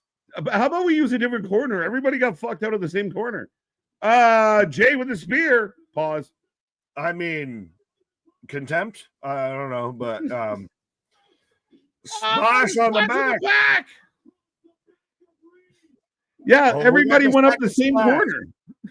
But isn't this weird though? We had all the baby faces that got to show up to make sure the baby face Jey Uso doesn't get screwed. Jey Uso going back at it, folks. I said in the pre-show, LA Knight's a factor, but I thought maybe not because everyone else was a factor. LA Knight's about to be dealing with Seth. That's the alleged rumor. I think so, and it makes sense, and that's why I think maybe a show shuffle is coming sooner than people think. We'll have to wait till September, October. I don't believe people. I think they lie. You and I love you. Yeet man. Yeah. So, ladies and gentlemen, Jey Uso finds a way. He will take on. So, as is seen, as foretold, your King of the Ring semifinal. Seth Rollins. What are you going to cash in though? You're just being a dick to be a dick. Well, he's mad he beat one of the cronies. Well, he's got the velour ass suit. Where can you buy a velour fucking suit jacket? Which, by the way, he's about to get a new theme song, so enjoy though. Yeah, he needs it. He needs it because he's coming out here as a heel, and the fans just can't help it. We talked about being Pavlovian earlier. The suit jacket. He's taking the tie, but the chain is done in a different way. Why? Yeah, but does someone come out now to help Jay again? Adrenaline in my soul. Something, Cody Rhodes. Why? Wait, what? Hell as fuck. Now you're just asking him to fuck with your shit. Oh, this might have some mold on it. Oh, this might have some mold. Like, this is getting stale bread, my guy. Not according to everything I'm hearing right now, and I don't feel like this is stale at all. I mean, Seth versus Cody might not be stale, but Cody. So you're like your two best guys, like title picture all the fucking time. Yeah, but they're two of the best guys. What do you want them to do? Roman Reigns. We're getting a holy chant. Yeah, like I mean, fans can say whatever the fuck they want. The place is losing their mind. This is interesting because Seth's the guy that laid down on that shield, that went down on that sword to help Cody finish the story at 40. That's what I like. If Cody beat Cena and fought, so that's Cena, and then Seth cashes in on Cody, it comes full circle. It's a circle. It's all around. I helped you get the belt. I helped you lose the belt. But again, do we get Cody Seth or do we get Cody Cena? Roman Reigns. Roman's sitting drinking a fucking Mai Tai somewhere, bro. I don't know what to tell you. You can't book a guy that doesn't want to work. Well, I don't think he doesn't want to work. He doesn't want to work. Oh. He busy. He doing other shit. He put in his time.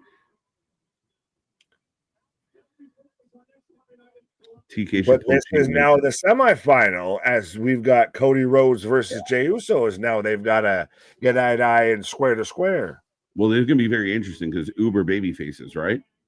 How does this is the fatal four? All the final four of King of the Ring is all babyface. Randy versus Sammy, and Jay versus Cody. It's what we talked about. Of it's super babyface, it is super passe. You got a heel champion. What they've been doing. Right? When you got heel champions, the baby faces got to find a way to get a shot, right? So that makes it more up in the air. I still think Cody beats Jay, and that leads to them having issues. But I also think that Randy. Do they have to do Wrestling Revolver frat house rules of every 2 count? They have to take a shot. So they can be out there and yeet. Right. I think we get Cody Randy, but we'll see. We'll see. Sammy doesn't seem to be turning anytime soon, much to the correctness of my buddy over there. That Sammy just doesn't feel like he's turning anytime soon. I feel like he's going to stay baby, and it does feel like Cross could be a factor in Sammy versus Randy, right? That sounds like a goddamn poem, right? The Sammy, the Cross was in the sauce with Sammy and Randy, right? Down here, Sammy end up though being the sacrificial lamb, to say between a Gunther and a Seth Rollins, all like you talked about before with the Ron Killings of Sammy was the guy of just go to SmackDown, please. I love you, Sammy. I don't want to see you hurt. Just go to SmackDown. And he's out there. And he finally gets a shot. And at SummerSlam, he finally wins. And I'm going to be a world champion. Bitch, no, you ain't. Yeah. Oh. That's the fun part about Seth. I know some people out there said Seth didn't need the money in the bank and da-da-da-da. He didn't. But it's like, when you already have an arsenal and then you tack on another extra, gun just because, this makes Seth more dangerous. Because it could be very much at any given time, he decides he's going to be world champion. That is different. Like, yeah, I know we could use it to put someone over, but this is going to be a big moment. And I think it's going to matter a lot if they do it right. I get very interested I think they use it at some point to rip somebody's heart out. Could it even be a Punk wins and then Seth shows up or whatever? I think Seth is there to rip somebody's heart out. Oh, I still do think that at WrestleMania 42, Vegas Electric Boogaloo, we get Seth versus Roman will be a prominent main event. But I think in the meantime, Seth is out there to be a mercenary. He is Dr. Doom in all of this. He just is out there to take away everything that anybody likes. Yeah, I do. I think this faction has a lot of clout. I think there's a lot of opportunity here for a lot of good things to happen. We've only just begun. Like Paul Heyman talked about being like in the 3rd inning with the bloodline. We saw how that unfolded. If we're just getting started with Seth and this group, my God, where could it go? But for the folks out there, we have gone off the air. That is Raw for the night. Get your rating out of 10 in. We take a rating on every single show we cover. How did you feel about this one? What did you like? What didn't you like? What was good, bad, in between? But yeah, overall, pretty good one. What's your rating out of 10? And I will say this, though, too. In the comments after the stream, who do you think is the mainstream artist that does Seth Rollins' stream? And what is the faction name? I need 2 answers. Okay. What are they? Okay. That's been the story going around of Metro Boomin's been out there trying to, I don't do wrestling teams, and even R-Truth had to say, nah, everybody kind of knows what's up, dog. Well, I mean, if Metro Boomin, I don't know if he fits Seth, unless like as far as the style, I think that I'm expecting from Seth. Well, do you want him to switch it up versus he's kind of that Jericho of the heel that everyone sings along? He has to switch it. No, I think he's going to switch it. I would just assume like another heavy band is going to kind of keep his kind of vibe going. They just said mainstream artists. So that's why, folks, you can let us know in the comments on the stream and everything of who is the mainstream artist that does Seth's new song. If it's Metro and what Boomin, is the name of the faction? Yeah, I'll probably roll my eyes at Metro Boomin. I was wrong. He'll turn soon. We'll see. Nobody winning those matches. Former tag team champs facing off in the semis to be the king of the ring. That's true. Former tag champs. That's how the Yeet began. 7.75. The journey of the Yeet. Right. 8. Today was good. I would agree. 6 out of 10. KJ, a poet, and you don't even know it. I absolutely know it. I like to show it just a wee bit. When we get Cody versus Randy, does Orton turn? I don't know if he turns, but it could set up that jealousy, right? But we've been setting up that. That's what I said earlier of I feel we were going to get Randy heel until we got John heel. And then it's like we can't have both ruthless aggression heel at the same time. So we can. Randy's going to be there. John's only got 6 months, so Randy can sit on the bench a little bit. So that's why I think he might be just more in a holding pattern, because Randy can always strike into the Viper. Yeah, I just wonder. I don't know, and I know Jose. I didn't read it out loud, but Jose had a funny comment of like, I don't like this. There's too many angles. I don't know what's going to happen. Right? It's kind of tongue in cheek of like, this is actually becoming a little unpredictable. Now, some of the outcomes end up being a little predictable, fair, but right now we're debating like how many possibilities heading into SummerSlam, heading into Night of Champions, that we're just kind of spinning our wheels with, like I said, even the craziest of theories of how people are getting involved in this. You do see like teasing Kyrie and Sammy. You know what's happening with Seth. Punk's in the mix. Their main event scene, I know you said it feels a little stale, but as I kind of break it down sitting here, I'm like, they all kind of are on something right now, though. LA Knight looking good. What happens with him if he goes after Seth? I think we're in a good place. I want to see them actually invest in anything, though. I guess it would be more of the thing. If we can all pontificate and go over of what could be and what should be and everything like that. I want to see an execution. I want to see can you run Spider 2Y Banana and everything versus just talking about it. Yeah, for sure. And I think right now, like I watched kind of tonight as far as what I just saw. And I don't think it's bad. I'm entertained. I'm definitely entertained by it. I think tonight's show was like a 7.5 overall. If I take everything into consideration, I could be pulled up, but I thought Bayley Becky killed it tonight. People won't give them the love because they just like hating the people that have been successful. That was a fucking amazing segment. Their match is going to burn when we get it. Gunther, Goldberg, how do we feel at the end of the night? Is it still kind of like a holy fuck moment, or are we still kind of meh about it? Main event was fun. Well, and I was out here I was going to halfway end up getting pulled up more sports entertaining than even you were. I was almost going to go 8 and everything, that's even fair. Though I'm the one that has issues and all of this. But then you mentioned in Goldberg. Yeah. And now I might have to meet you a little bit more. 7.5 Goldberg. Puppet KJ does have this question. We're again not politically based, geographically. Yes, if that we are the United Nations of wrestling, sorry. Right? But to the question, could Night of Champions be affected? Saudi is very close. They are in the neighborhood.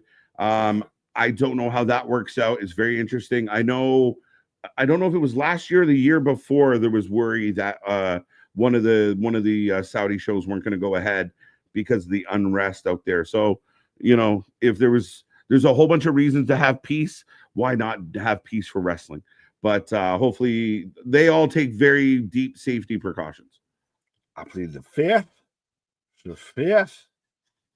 Fair enough. 6 out of 10. Great night of Monday nights. Raw. Goldberg is back. AJ Styles and JT. Good match. It was actually a really good match. All the wrestlers came out with the epic. I love Cody Rhodes face-to-face with Seth.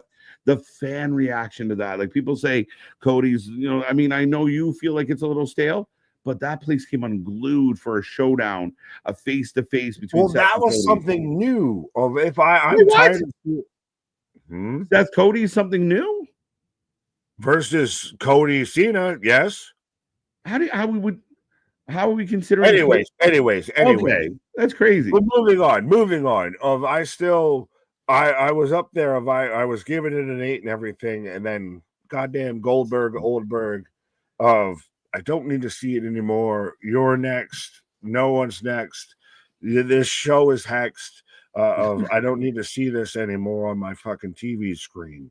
Does it help at all that it's just setting up like a one-night exhibition, Saturday main event kind of thing? It's not really a storyline, not really an angle, just more of a flex, like just a moment. No, because I don't need to see you flex your shit, bro. That's right? the kind of the vibe of, I would rather take the time, and it's either we give more time to something else, or we give something to time to something that's going to matter afterwards, versus just, you need to get your fucking rocks off. You need to sit there and prove to your son, who got the same tattoo as you, that you can still hit a spear and a jackhammer. Yeah, but at the end of the day, I mean, Goldberg might want that, but it is the company that let him do it, right? So that's I'm not letting them off the hook either, though. Okay. 7 out of 10, 10 out of 10.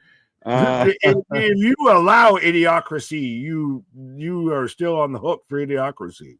Yeah, I just wonder how much of that is dollar signs. You see the dollar signs potentially. What is it, though? Is it? It is dollar signs to you and I.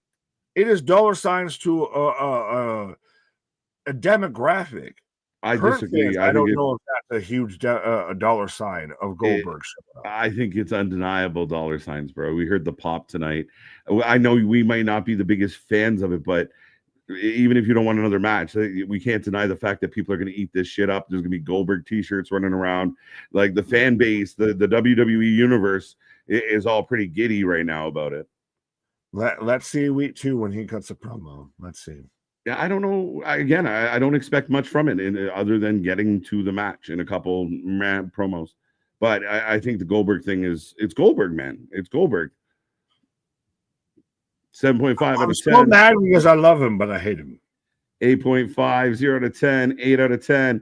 Metro Boomin is elite at creating beats. Well, you better get that guitar fucking button ready. It was nice spending Monday evening with y'all. Alex, thank you for being here. 7 out of 10, 8 out of 10. Let's go as we head towards the door. Mainstream artist is Barry Manilow. I don't think Barry's around anymore. 7.5 out of 10. 6.5. 6, not happy with Goldberg being back. Fair enough. I do feel like 6 is a little harsh, but okay. Too many ads. Wesley, we got to get over it. Like, it is one of those things. It's like being mad every time there's an intermission in a hockey game. Like, we get 2 intermissions every game. We get the ice cleaning in the commercial break. What's that? I said, why you triggered me saying intermissions? But you know what I mean? Like all the major sports have a lot of commercials. I mean, we gangbang on wrestling having commercials. But I mean, we'll sit through all the fucking commercials Fox gives us during a football game. There's a lot. So I think it's one of those things that we have to accept that it's happening, and then and just be okay with it. Like, it sucks, but it's not going to change. It's an intermission. It's between the innings. It happens. It was no more offensive than anything we've seen on any weekly show that we've seen before. It's not one of those like when we watched the Saturday Night Main Event and it was like 10 commercial breaks in the first hour. It was a lot. 8.5, 0 to 10. Goldberg's next. Yeah. Braun versus Gage, WrestleMania 45. No, that'll be Scott's kid that's still playing football. Right. So that'll be the match there. There you go. Pay for the upgrade, y'all. Not everyone can do that, but I mean, again, it's hard for me to complain about commercials I don't get. I get bonus little promos and interviews, so I give it a 6. Yeah, it was an okay show, not a great show. Don't want to give it any extra love. I don't think it was one of those ones that we're going to remember forever. Great main event, though. Fun stuff. And the main event, all those guys that are involved are kind of exciting, so I'm kind of happy about it. Right. Sorry, I'm trying to find MDB who was shouting out Alex saying, y'all come back around now. Here. But that's it, my guy. Any final thoughts on anything? No, I mean, it is what it is, and it is what we thought it was. It wasn't bad. I still think overall it was a pretty solid show. Yeah, not bad. I didn't blow my socks off, but I wasn't bored. Put it that way. I wish I got more excited for Goldberg showing up, but yeah, I feel it was everybody does. Everybody did. Yeah. No, I'm just kidding. But folks, go check out all our stuff. Don't forget, we do have that special stream coming up on the 29th. We're back at it tomorrow for NXT, a stacked night of that, and the most consistent wrestling show, arguably. We're going to do some work for Evolution and figure out what's going to happen there, and so much more coming your way. So make sure you like, share, subscribe, be a friend, tell a friend, and again, follow all our content down below. Go check it out, give it some thumbs up. and don't forget to comment. But Monday's off. We're good. That was a good one. Oh, yeah, we pop a top again, but our shit is real, our shit is raw, our shit is all authentic. When you're talking about the rest, you put the full life with it. See ya on the flip side, folks. Come back tomorrow.